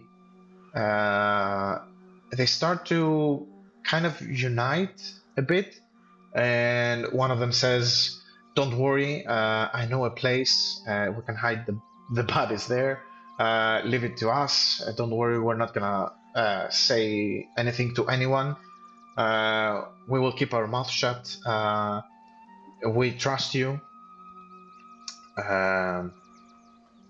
And you see they gather and they start to clean up this mess, and they take them and they drag them off the street and they hide the bodies, basically. I signal to Drawen to search the bodies before the villagers take them away. They're gone. They're gone. Perhaps then... they had something useful, like a key or something.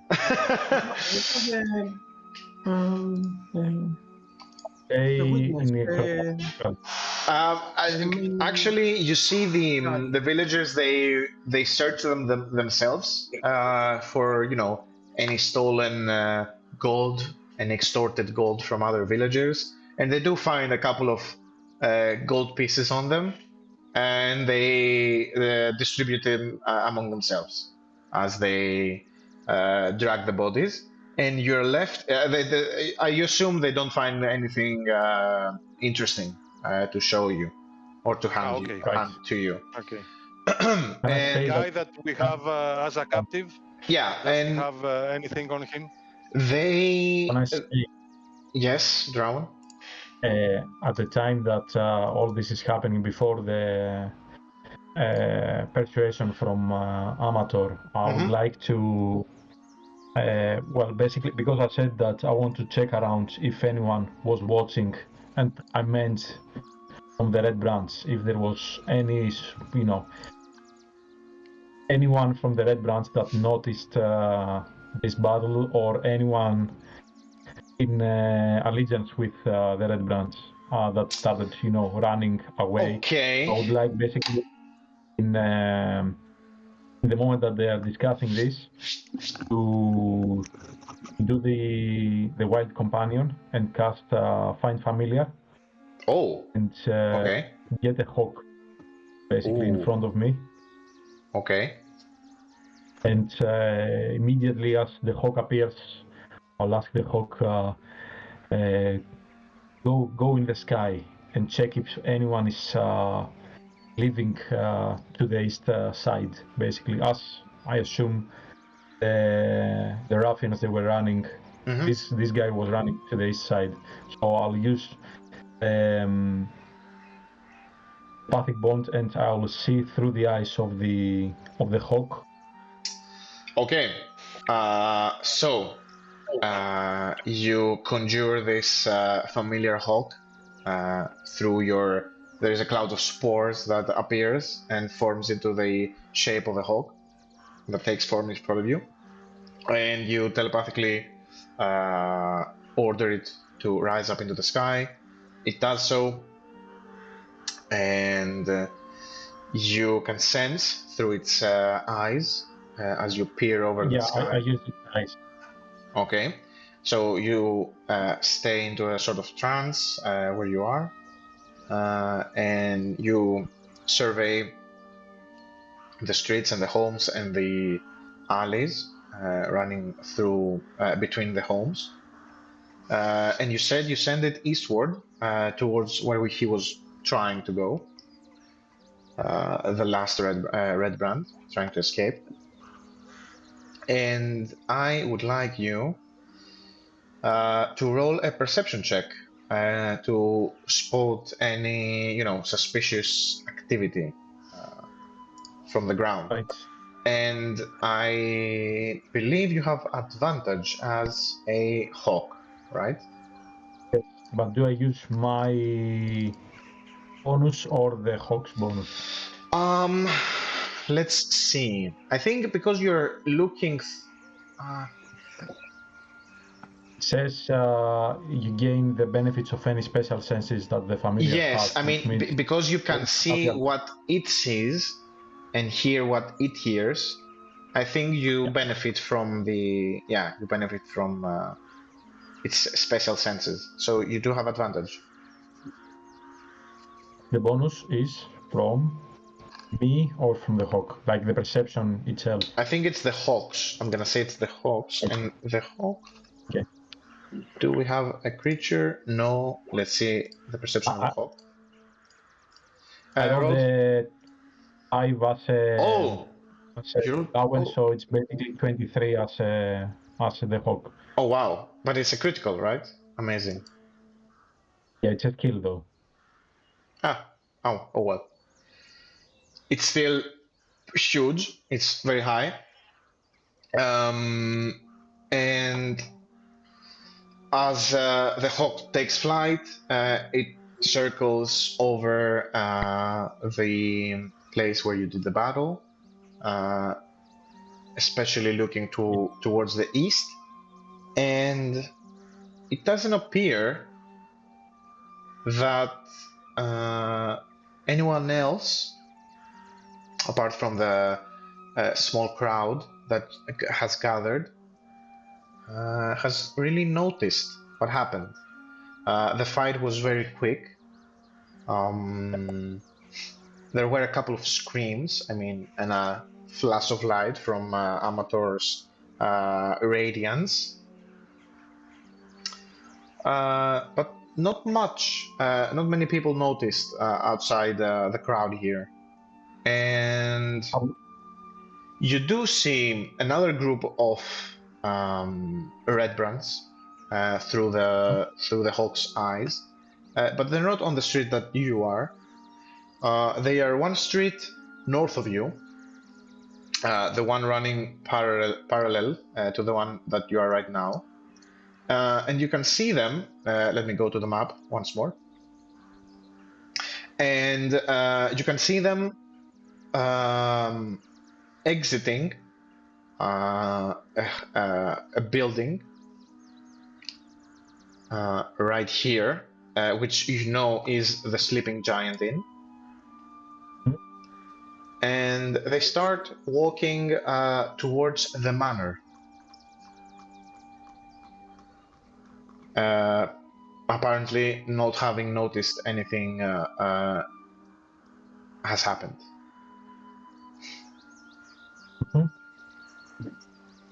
And that's that. After a couple of minutes, very quickly, the site of the battle has been cleaned, has been cleared, the bodies have been taken care of, and you're only left with the respect of some of the townfolk. Some of them do still seem kind of worried about the whole situation, but you've certainly gained the majority of the trust of the people. And there is one last member of the Redbrands, still unconscious. Actually, I'm gonna roll and see when he wakes up. Okay. He's still unconscious, and yeah, everyone scatters again after removing the three bodies and taking care of them, and you get a couple of nods from the elderly man that you gave back the gold, and some other people that seemed more active than the others, and they also go about their business. Cool. What do we do with him now? Does our captive have anything useful on him? Let's see.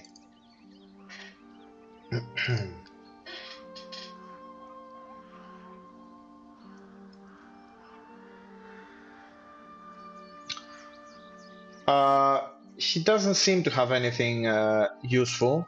He has,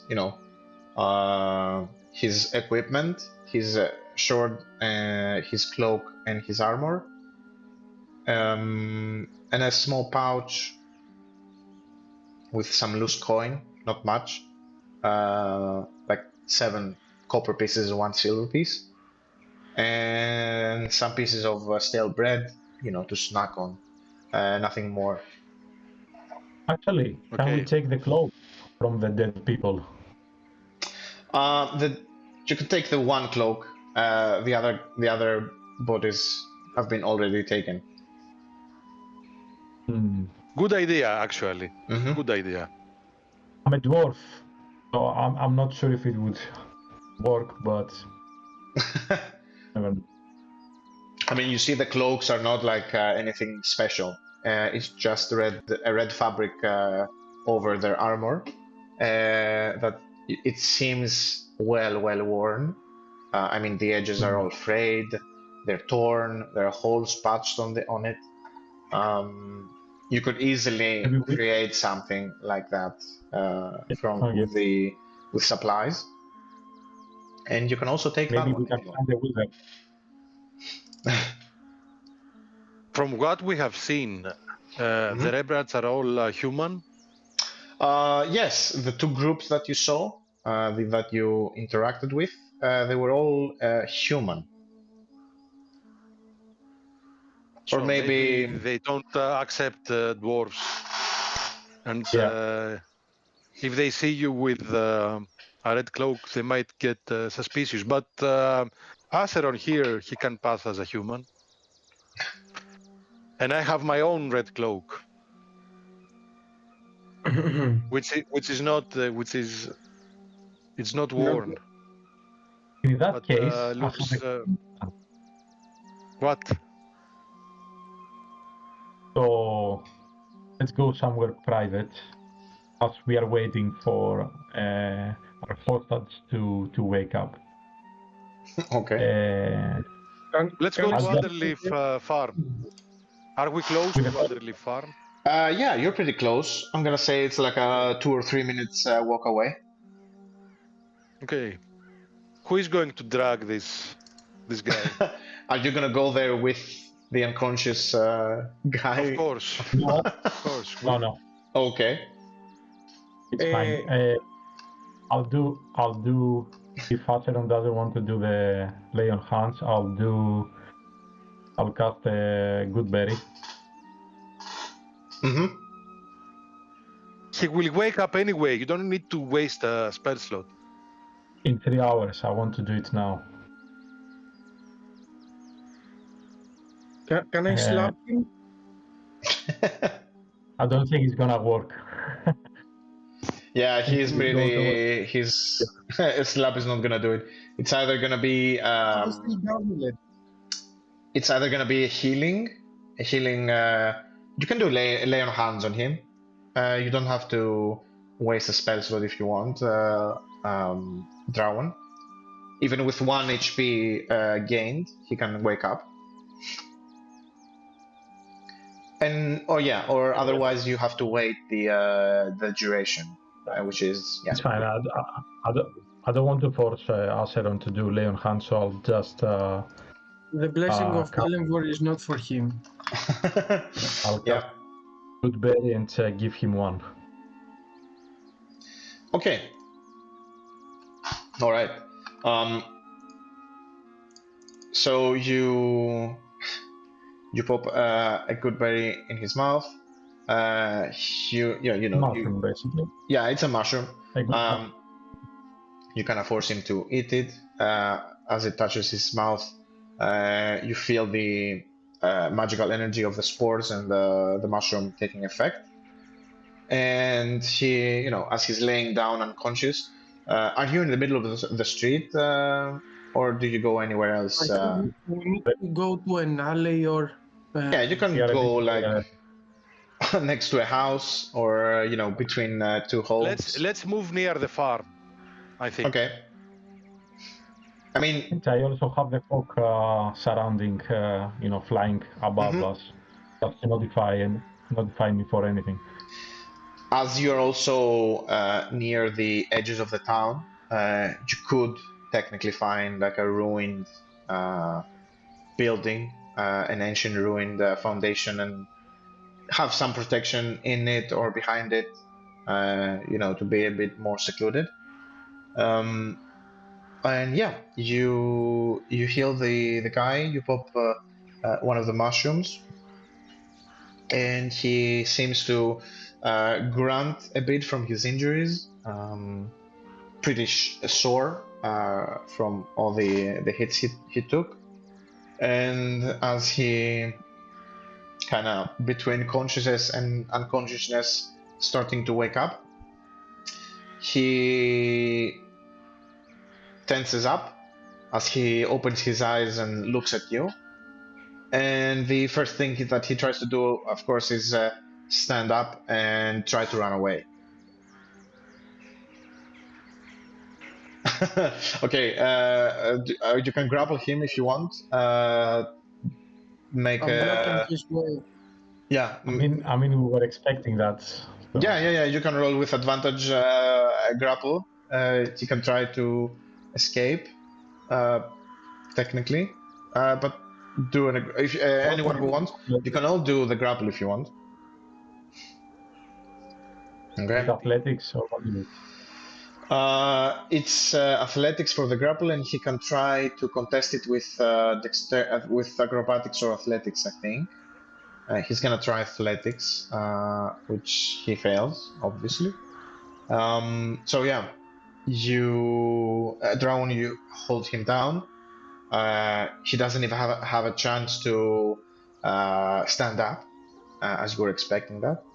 But he still tries to thrash about and try to escape your grasp. And he starts shouting, "Ah, please, no, let me go! Shush, we are all friends. No, you killed them! Oh, You otherwise killed he them would all!" kill How us. lucky you are. Do you know how lucky you are to be alive? You, out of all four of your party? He says that you're gonna pay for what you did. No. Listen, the Redbrands are finished in this town. It's better if you just leave this town and find a new life elsewhere. This is this life that you have gotten used to here. It's over. Who? You Okay. will have to find something else. And we are going to take out your gang, and you are going to help us. Okay. Okay. Roll a persuasion check with advantage, if you want, or in actually, yeah, persuasion. Love that it's Amator doing all the persuasion checks with mine. I mean, he has the advantage. Let's see. But I also have a -1. Oh, that's a Nice. crit though. That's a crit and a 0. What the fuck? Zero. Oh my god. You rolled a 20 and a 1. Amazing. 0. 0. Okay, you see he. By the way, the chances of this happening are 1 in 400. Yeah, it's amazing. You see he doesn't expect. I mean, the advice, let's say, you know, this revelation, this brutal honesty from you, and it's kind of naive in a sense, to offer, you know, to say that without, you know, really knowing much about the Redbrands, literally learning about them yesterday, and exclaiming that they're finished. But your confidence in saying that really goes through to him, and he stops thrashing about, kind of looking at you, puzzled, with a puzzled look in his face, and he says, I help you? I mean, how could I? We had something good. I mean, he had it all figured out, glass stuff. He was the one that offered us a home. How could you defeat him? He's so strong. He has so many people working for him. It's not one or two, there are dozens. There are dozens. How many Redbrands are inside the manor?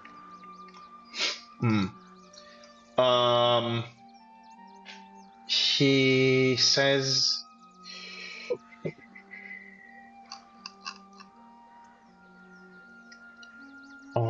let's see.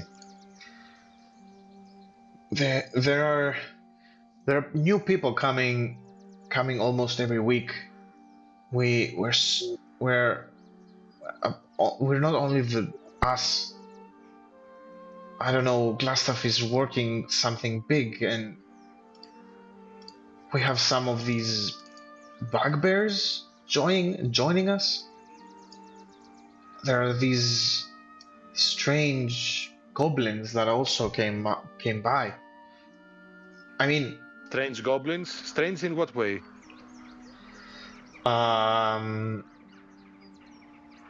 You see, he says that there are probably yeah, a dozen of them in the. He says there are like a dozen of them of the Redbrands in the hideout. But they also Glastaff. You see, he says Glastaff. He has some of his minions as well. They're not to be trifled with, and he can always make more of this of these skeletons and the zombies. And he I look at Acheron. He says that. Look at that. Yep. Did I hear somewhere a zombie, the zombie word, the Z word? yeah. You heard that right. And he also says. Is he a necromancer? I mean, I've seen him work strange magics and different incantations, but I believe that he's working on some big necromantic spells. Yes.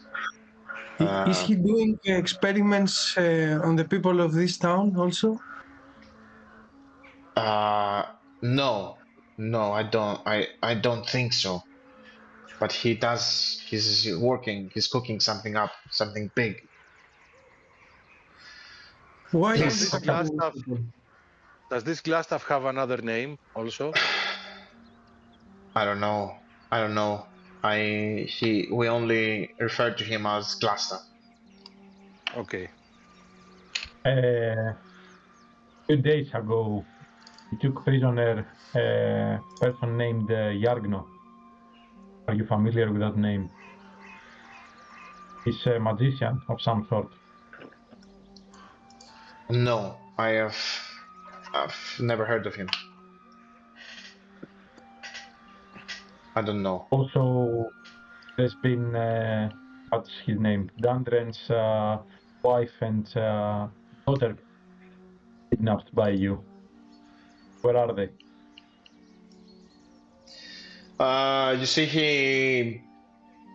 he lingers for a couple of moments, and he says they are in the cells. Plans. So In they the are cellar. still alive. What are the plans for them? Yes. To be turned into undead? No. They are to be traded. Whom? When? I don't know what Glastaff. I don't know his intentions with them. He just ordered us to keep them there. What about the sleeping giants? What's the purpose of this inn, except from enjoying yourselves? That's the only place where we can get a proper mug of ale. Stone Healing doesn't really welcome us, you know. To be honest, a pint in the Stone Hill Inn is really bad. I didn't read it out. Yeah, I've heard that as well. He says, the sleeping giant. Yeah, it's piss water there as well, but you know, whatever we can get at this point, right? And how many people usually gather in the sleeping giant? It's not just us there. There are other people that were either not welcome in the Stone Hill Inn, or they've been kicked out, or you know, they want to do something under the table, if you know what I mean. Okay. That's good to know.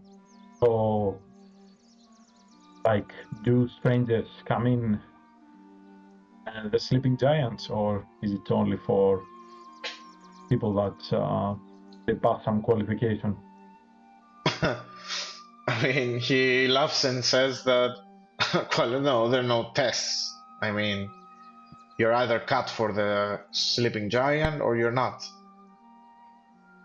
Well, what do you think of us? Or you're definitely not cut for the sleeping giant. Be careful. What did you say? Can you eat a bowl of nails without milk? Without milk, please, this way, sir. Yeah, he says it's basically the Redbrand's second hideout, or their only gathering spot outside the manor.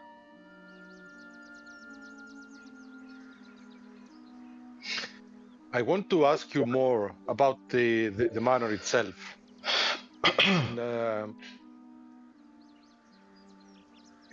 Your base is at the basement of the manor, right? Yeah.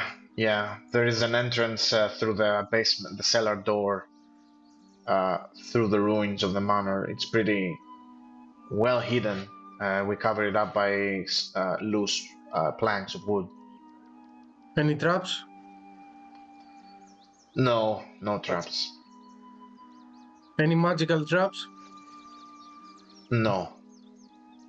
We traverse the spot pretty often, so there are no traps. Any So patrols? How many? Any patrols?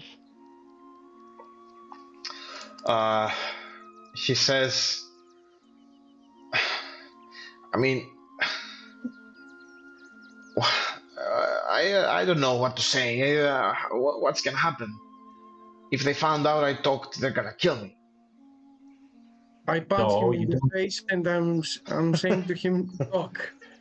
Okay. Intimidation. Yeah, you can roll an intimidation with advantage. Okay. You don't tell them about this conversation? You're not gonna tell them either.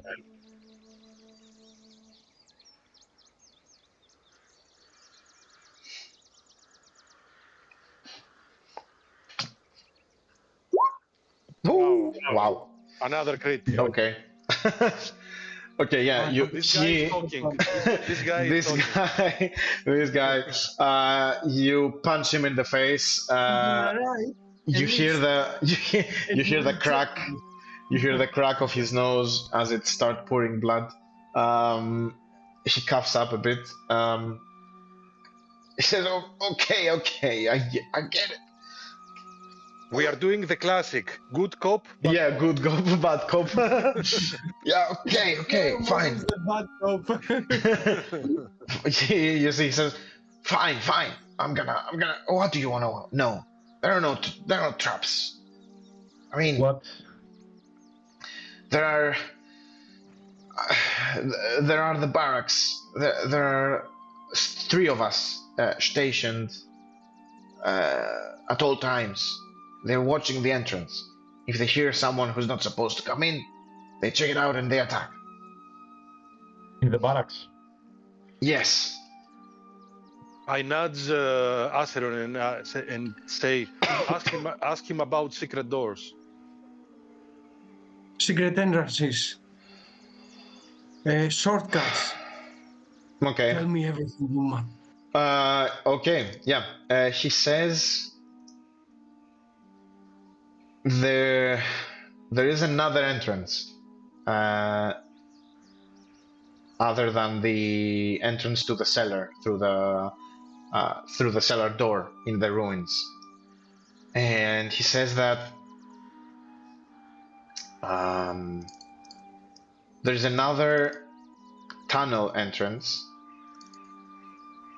Hold on. It's connected with the sleeping giant? No. It's on the foot of the hill, he says. It's on the foot of the hill where the manor lies. It's on the south side. South side. I can show you where it is. I can take you there. And where you are. Okay. and you see he says it takes you to the center of the middle of the cellar, but there is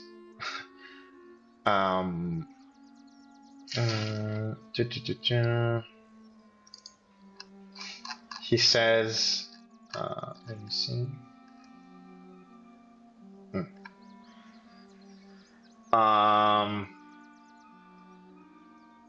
He says it takes you to the part of the complex, but it's guarded by monster. What kind of monster? I tried to avoid the part myself. He says that part of the cellar. It's a weird eye monster. It smells horrible. A beholder. Imagine. No, he says it's a big monster with claws and a huge eye. And every time I walk through, every time I walk through there, I think it's like staring right into my soul. I don't know. Let's have. Is it humanoid? Yes, I don't know. It's hunched with spikes on its back. It has teeth and a huge eye. I don't know. I don't know what it is. I think it's Glassstaff's pet or something, or he found it there. I don't like it. Where is Glassstaff's quarters? Where does he actually live? Yeah, you see, he says they're in the back, on the back of the cellar. There are no entrances near it, but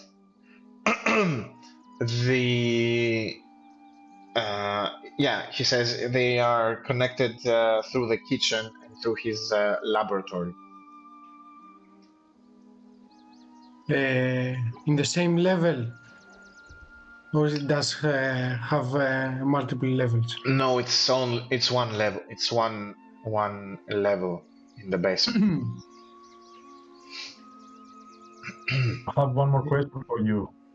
What is the deal with Glassstaff and Harbin Wester? They've been working together, right? Harbin? No. I mean, thank God he's a town master this year. He doesn't do anything. He's a fool. I mean, we're grateful that he's the town master. He lets us do anything. But Glassstaff takes advantage of him, of his unwillingness to do nothing.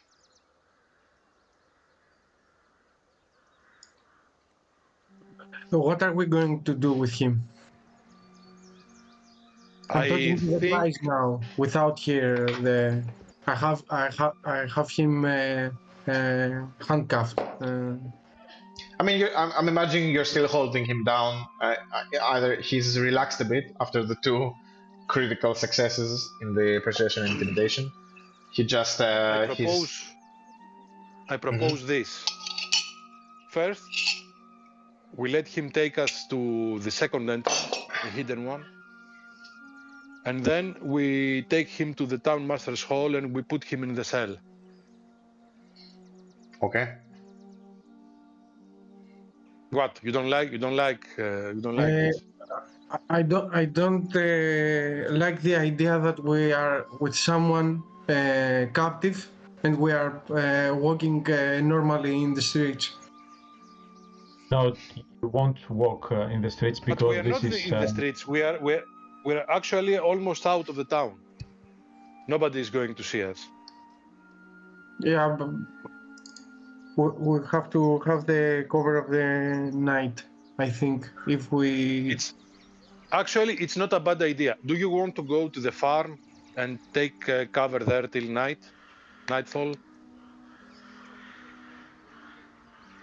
Yeah. Are you gonna take the Redbrand with you? No. And yes, we're going to take the Redbrand with us.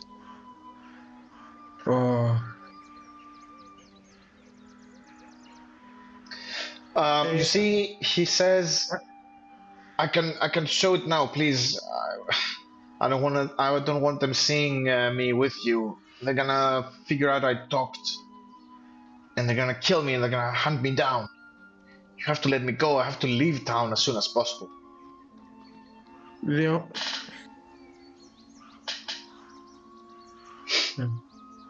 Well, they are not going to kill you if they are all dead by morning.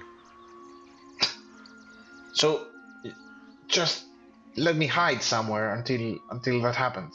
I have to. They can't find me. No, you are going in the town master's cell. But I helped you. You can't arrest me after that. You are going to face justice. You are going to get a better fate than most of your gang members, fellow gang members. They're gonna execute me for what they did, for what I did. What exactly did you do that merits an execution? Please tell us. I mean, I didn't kill anyone, if that's what you're asking. But we were taking money from these people. We're taking a lot of money. Let me discuss this with my companions, and we will decide your fate. Okay. Should we head to Alderleaf Farm? DM, is that difficult to see? Where is the entrance exactly? You mean the secret entrance? The secret, yeah, the secret entrance. The I mean, he hasn't said where it is, and searching the whole cliff, the whole hill for an entrance it can take you days. If it's like a small tunnel covered by foliage, it's like getting to the town hall. After that, this is the only way. He says, "I can show you where the entrance is, and then please, I can run. I can leave the city." We will see.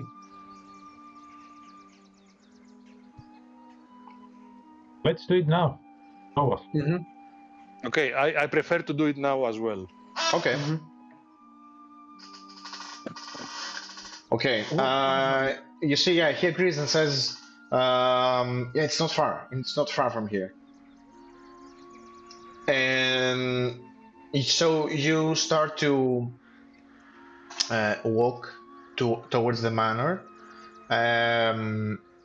She doesn't take you through the winding road that goes up the hill into the ruins of the actual manor. Instead, you start walking eastward from where you are right now. You pass the Elderleaf farm, actually, and you continue going eastward over some crumbled ruins and some crumbled walls, and you encounter a small thicket of low trees and bushes that are covering the whole southern part of the hill. And you see, he says, it's covered by the trees over here in the southern side, and he starts maneuvering through the trees, through the bushes, and at some point, you're at the foot of the hill, right? And you can see the hill and the ruins of the manor towering above you on the north side.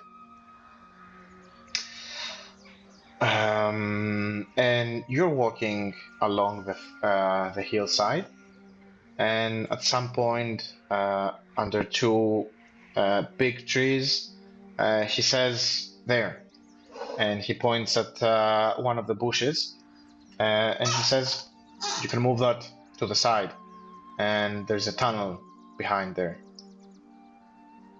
After a couple 100 feet, you can reach the cellar.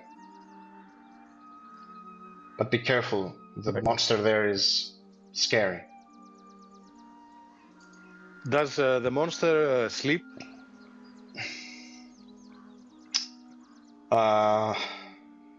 Yes, I think. At what time, usually? I don't know. Whenever we feed it, it eats and it sleeps. What exactly does this monster eat?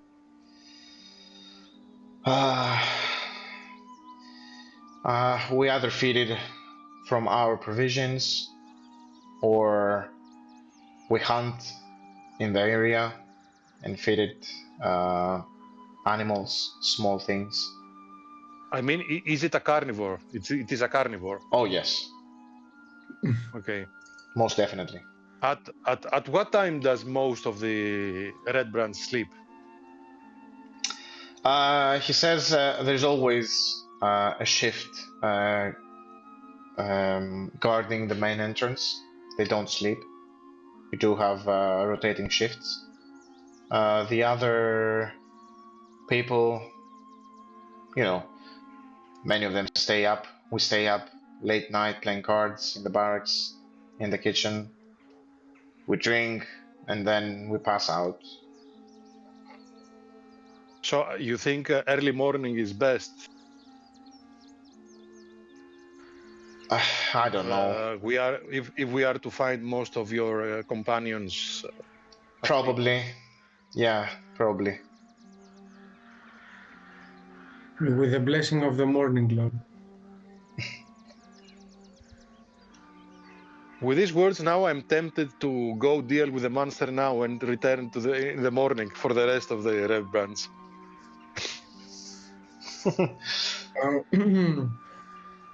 I would say I go a bit further away from our captive, which we haven't even asked his name yet. And I'm saying that because it doesn't matter. That's why. We should let him go away. If he goes to the Redbrands, I'm gonna sit through the hawk. He says, no, I'm gonna run. I'm gonna leave Phandelver for good. I think we're gonna go back to Neverwinter. That's why I went a bit further away so he can't hear us. Ah, okay. Stop listening. You're very loud. Okay, yeah, go for it. Yeah, that's it. Okay. What do you think? I think you are correct. We should let him go. I think he's not gonna meet justice. Well, the information that he provided is enough, probably. I think we made a deal and we should honor it. Information is not fair. The fair is the jail. Don't forget that he still has to brave the wilderness, and he's very, very wounded still.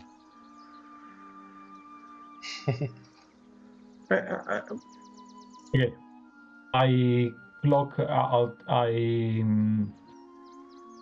I communicate with the hawk in order for the hawk to keep an eye on him where he goes and report back to me before the hour finishes. You let him go. He says he's grateful. He says thank you for the opportunity. I promise I'm gonna turn a leaf. I'm gonna do good things from now on. And he turns around and goes into Phandelver again.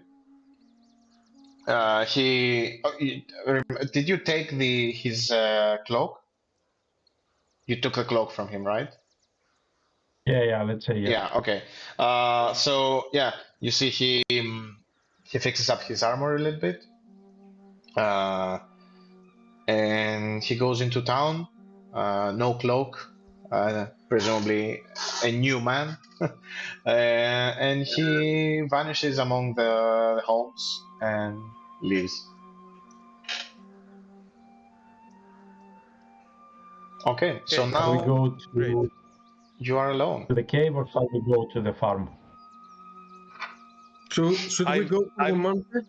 I'm actually tempted to investigate now and deal with the monster now rather than tomorrow morning. Let's go. Let's go for the monster. Anyway, I think you have your animal companion up. Perhaps you can, at minimum you can scout on it right now and find out what it is. Okay. It's a hawk. It's a hawk in a cave.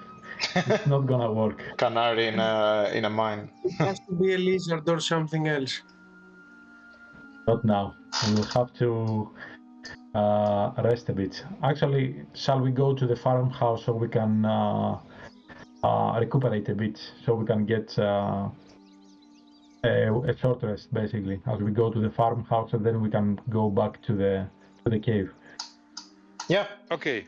I mean, it's Yeah, nearby. Pretty much, you are. Before we leave, though, I want us to mark the location on our map, the location of the secondary entrance. Okay. You can map the location. I'm gonna mark. I'm gonna put a point.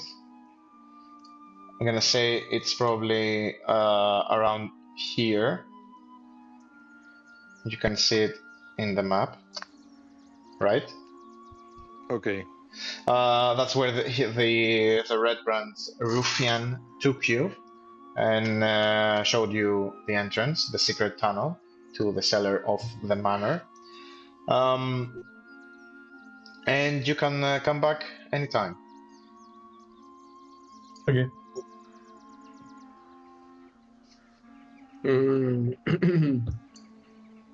Let's do it quickly. Underleaf Farm. We are going to Next. Underleaf Farm. Okay. Yeah. So you turn around, go into the village once again, and you have to maneuver through the crumbled walls again, through some ruins, some wild nature, until you reach the perimeter of the village again. You join one of the streets, one of the dirt roads, and you come into the farm, which it borders the wall of Phandelver, actually, and you see a couple of farmhands working the field at this point. And as you are approaching the farmhouse, outside on the porch, on the backyard, on the yard, let's say, on the front yard, you see a small child, small even for a human child, must be some sort of halfling or gnome, actually brandishing a wooden toy sword and a small wooden shield.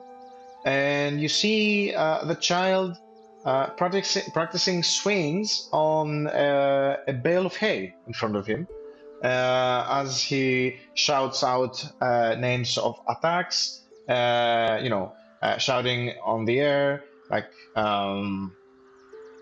play fighting, some fighter moves and fighter skills.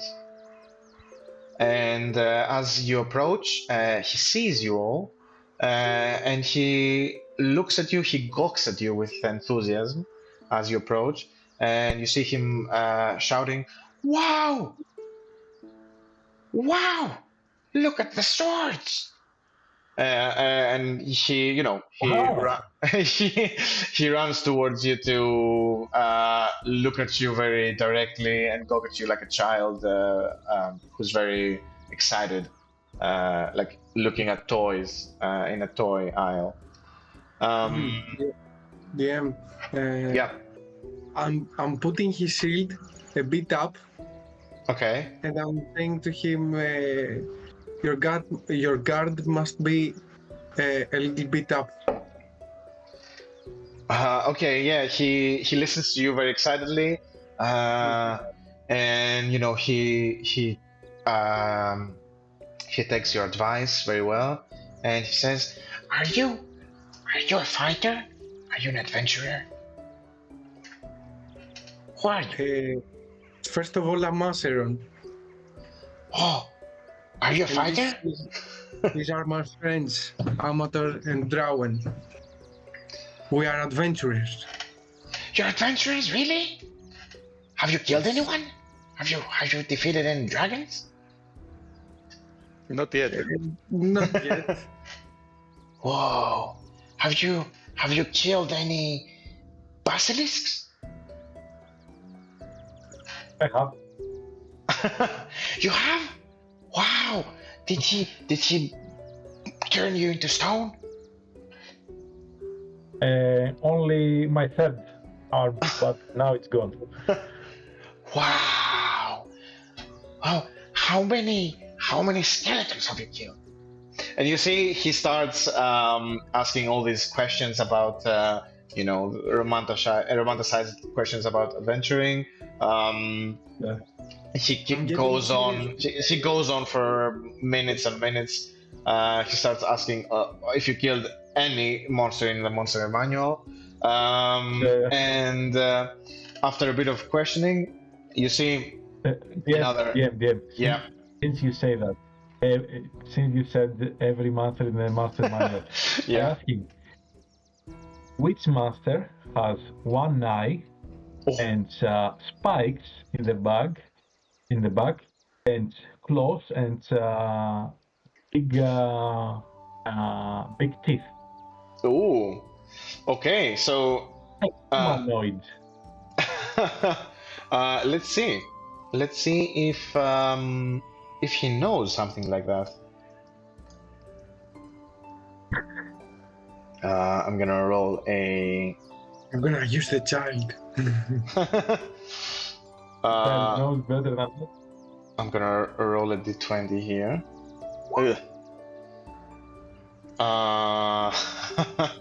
Okay, so you ask that, and he says, claws and one eye, a cyclops. You got it. I told you so. Good name. I look at Drawen and say, I told you so. Right. What's your name? Oh, my name is Carp. Carp. Carp the Carp. fighter. Carp as the fish, I think. Are your parents here? As you say that, in fact, you see that out of the farmhouse exits an older, also a halfling, and you see it's a female halfling wearing also farmer's clothes with a big. She wears actually like a sundress with farmer's equipment all over. With also a big big brimmed summer hat, and this middle-aged, halfling with soft features, like a flowing, curly brown hair, walks towards you as she spots her son, and she shouts out, "Carp! Carp! Leave the people alone!" And Carp turns around and shouts out like, "They are adventurers, Mom!" And as she starts walking towards you, she reaches her son. You know what? Before that, I'm gonna unsummon my hawk from wherever it is and make it appear in front of Carp. Mm-hmm. And so you can see basically the hawk Okay. Look, this is what's the name of it? A phoenix. A phoenix? Okay. Yeah. Carp, he pulls out the sword and says, "Yeah!" and he attacks the hog. He attacks it cold-blooded without warning. Let's see if he hits. I don't think You so. have time to remove it. Okay. I think he does. I think he hits it. He has. Born fighter. What's the AC of the Hulk? Let me see. Do I have the time? Do I have time to make it disappear, or I think. Let's see. You can roll a dexterity check to see if you. the if armor you can. class is 13? Yeah, armor Yeah, class plus 13. I mean, Carp has he's not strong, so I'm gonna assume he misses anyway. But No, you know what? Actually, no. I'll let Carp do it. okay, so you let him do it. He even with a 15 on the dice, he doesn't have a really good stance. So as he brings the sword down, he clutches up a bit and steps to the side, and he misses the attack. The hawk just does a bit of a maneuver and Oh, avoids it. please. How did he miss? Rolled above the armor class. He has he's not proficient with swords. He has a negative strength, so yeah, she's a child. He's like 6 I'll- years old. No, I'll let my hawk stay there. Ah, okay. Take it. Okay, so you let your familiar take it, and Yeah. he, as he's about to miss, the hawk kind of steps so that he hits anyway. As the carp falls down, the hawk lets out a fearful cry, and he explodes into a mist of spores. And carp, falls down, looks up. He falls down, looks up, and just jumps out with the shield on his one hand and the sword on the other, and he says, "I killed it, Mom!" And yeah, as that happens, the older halfling approaches you as well, and she pats her son on the head, and she says, "Oh, Carp, let these people alone. I'm so sorry about my son. He's overzealous. He just learned about adventuring, you see, and he wants to be an adventurer when he grows up, right, Carp?" And Carp says, Adventurer. "Yeah, I'm gonna be the best adventurer. Woo!" And he turns around, goes back into the yard, and starts hitting the hail bell again. Yeah. Were you an adventurer yourself? Who, me? Do you say to the older halfling? No. You see, she says, "No way. I am a simple farmer. I'm sorry. My name. I'm Killeen. I am Killeen Alderleaf.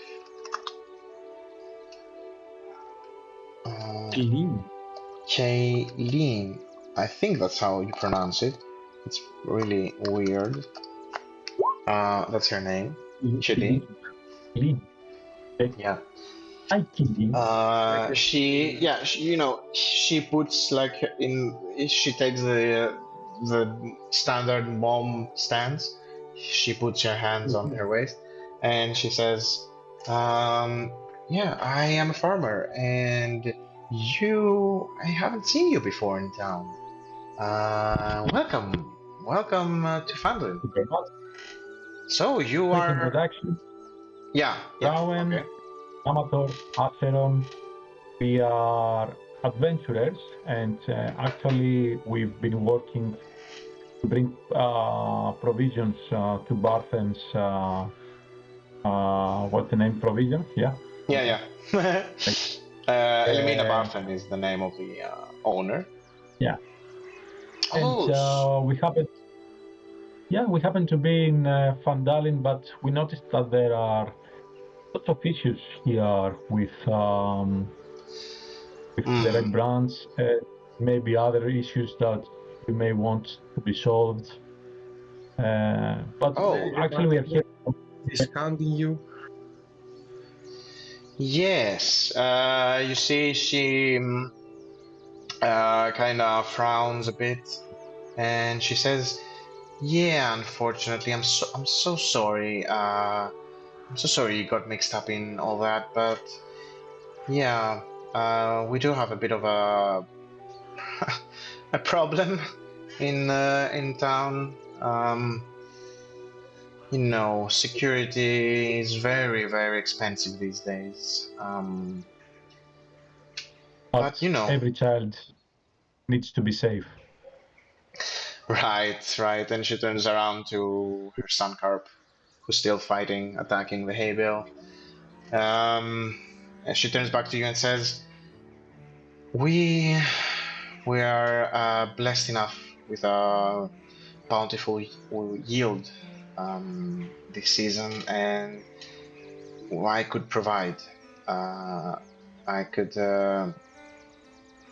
make sure that these people left us alone this time." We've heard that you are one of the eldest in this town. In terms of when you arrived in. Oh Phandelver. Is that true? this farm, I've been tending it for a long time. I'm one of the first here. Me and my husband. We came here before we had carp even. He was dead serious about prospecting, and you know, I wasn't so. Look, when you say he was dead and then he was dead serious, it creates this feeling. Yeah. Oh yeah, he's dead. He's dead now. But he was dead serious then. I'm sorry, really sorry. It's fine. It's How been did he so die? many years anyway. You know, old age. Prospecting was hard on him. It's a very stressful job, and I pleaded him stay in the farm, stay help in the farm. But he always wanted. He was always an adventure spirit, and it's both a blessing and a curse to see that Carp took after him. You know. Yeah. So now it's me and him, and we take care of the farm.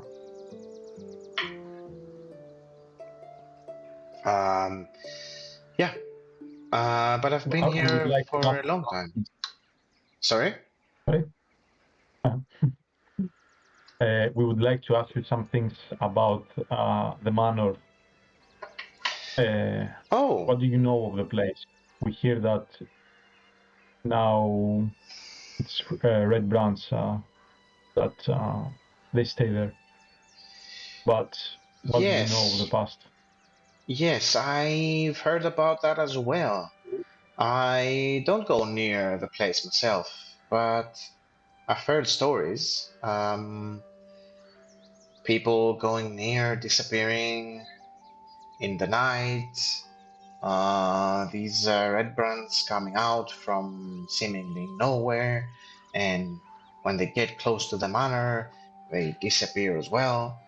I mean, people in the village, they theorize, they create their myths, they create their lores and their legends. They say that they live under the manor, they have a whole base there, that they experiment with people and with monsters. I don't know what's real and what's not.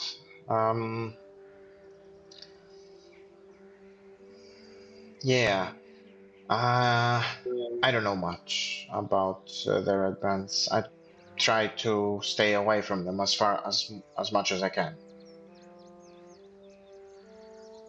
Thank you very much for the information. I don't know if we have more questions. Listen, I mean, if you're new, do you have a place to stay?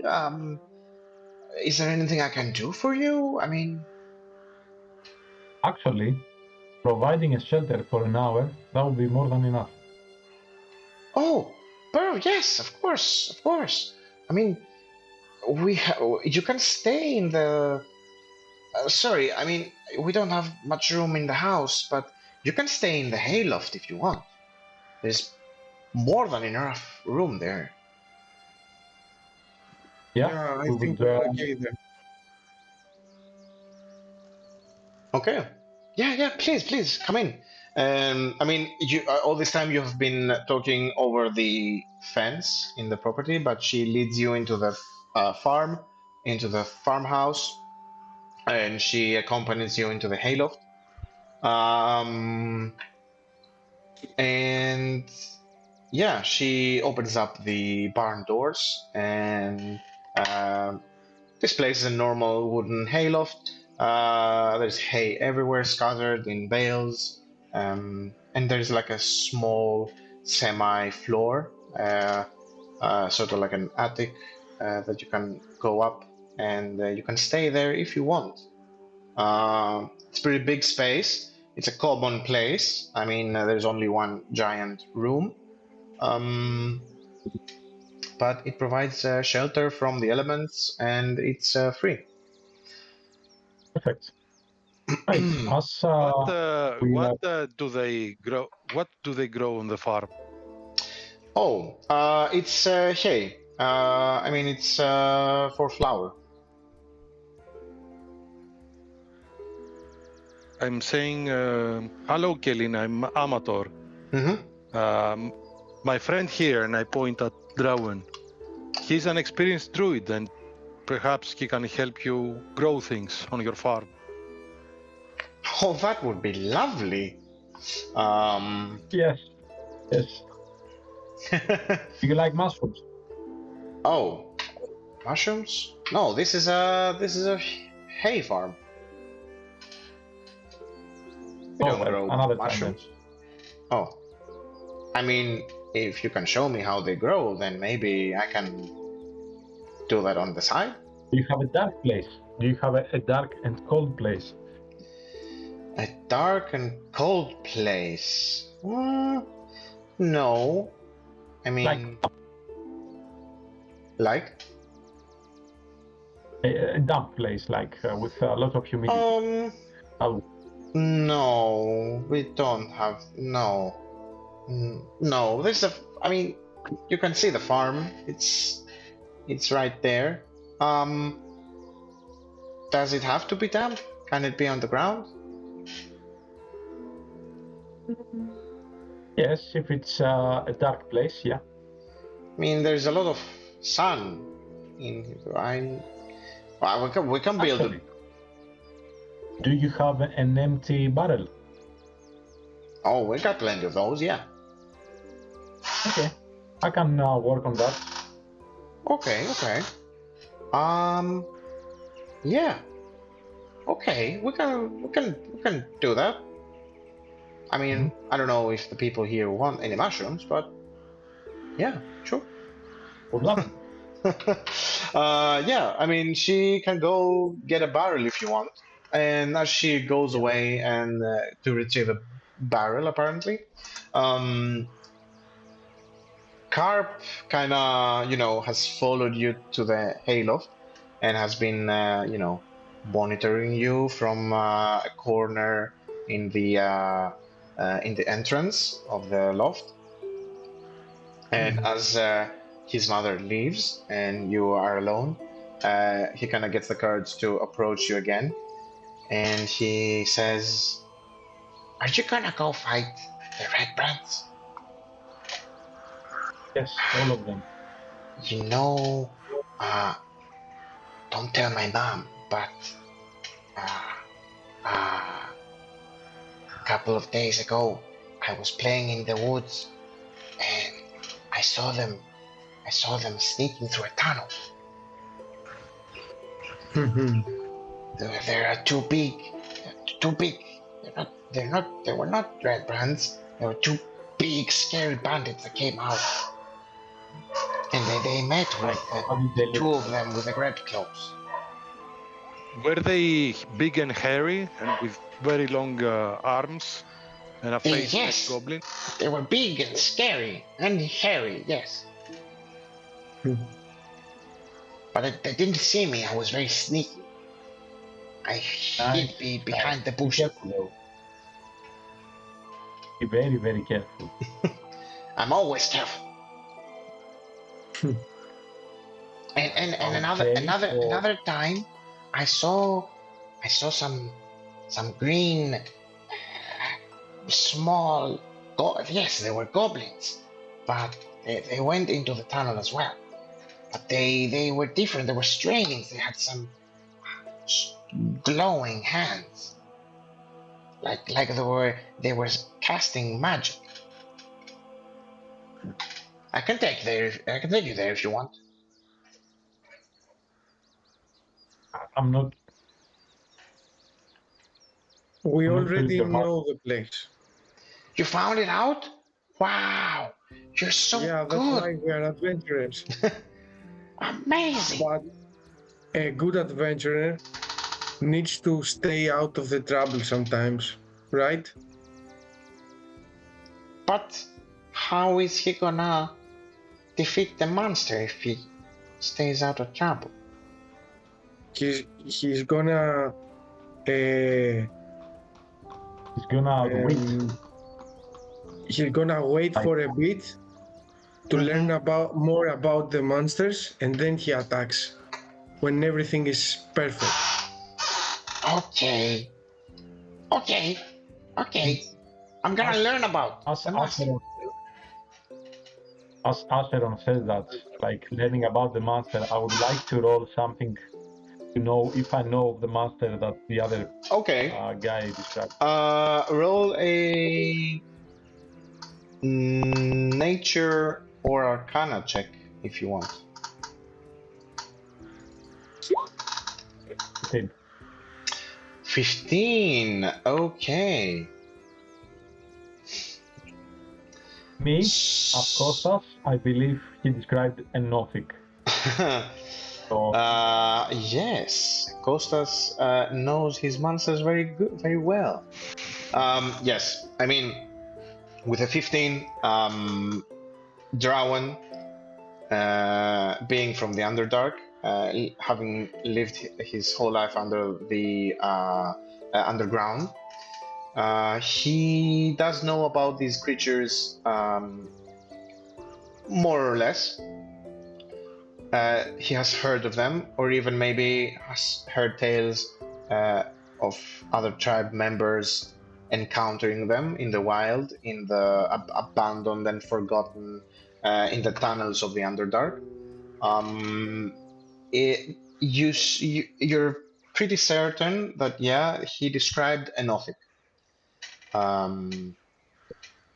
which is a very weird and pretty deadly monster that have very special relationships with, have a very weird ability of consuming knowledge and secrets. perfect. Yeah. I would relay everything except from the last bit. I don't want to scare too scary Okay. for the party. Yeah, sure. And also, you know that Nothics with a 15, I'm gonna say that you also know that Nothics generally appear, or they are created by a wizard's transformation in their attempt to transcend or alter themselves. They sometimes transform into Nothics. As they're trying to transform in what? Into something else, or when they're trying to uncover, ancient secrets, or in their attempt to gain forbidden knowledge, that knowledge curses them, and they are transformed into these mindless husks of their former self, with no awareness, and they are only they only crave knowledge and memories and secrets. Do I know how can a mage keep a Nothic as a pet or as a, I don't know, have a Nothic for them? As a pet, yeah, maybe if they form a pact of exchanging knowledge for some other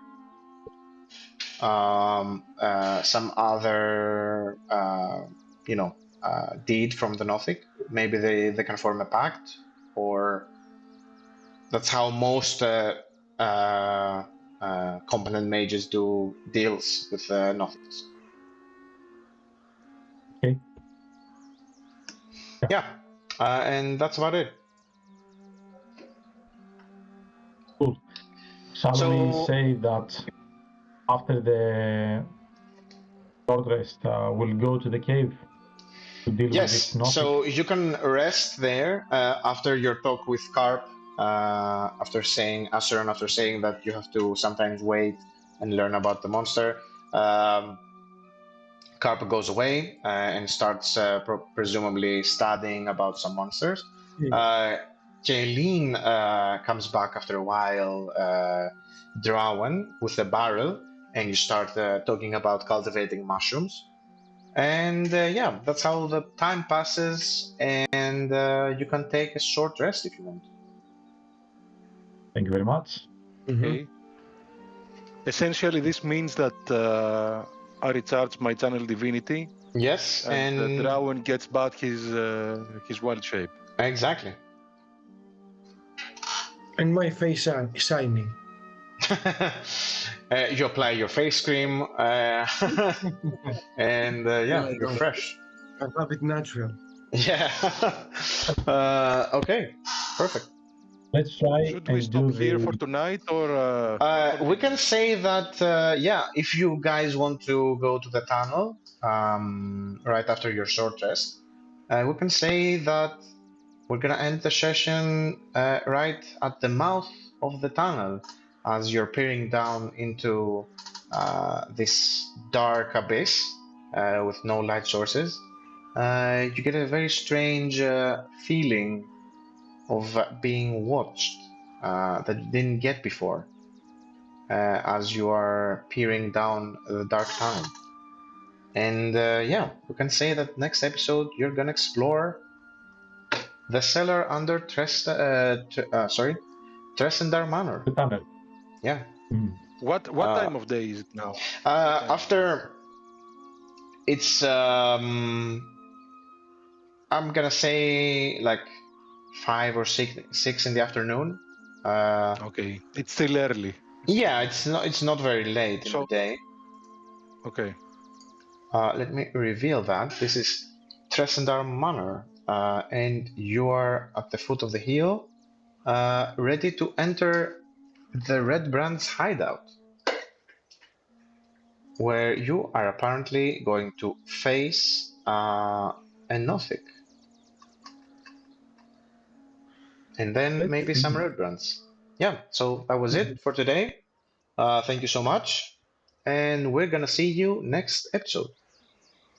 Thank you, Nick. Bye-bye. Thank you, guys. Bye-bye. Bye-bye.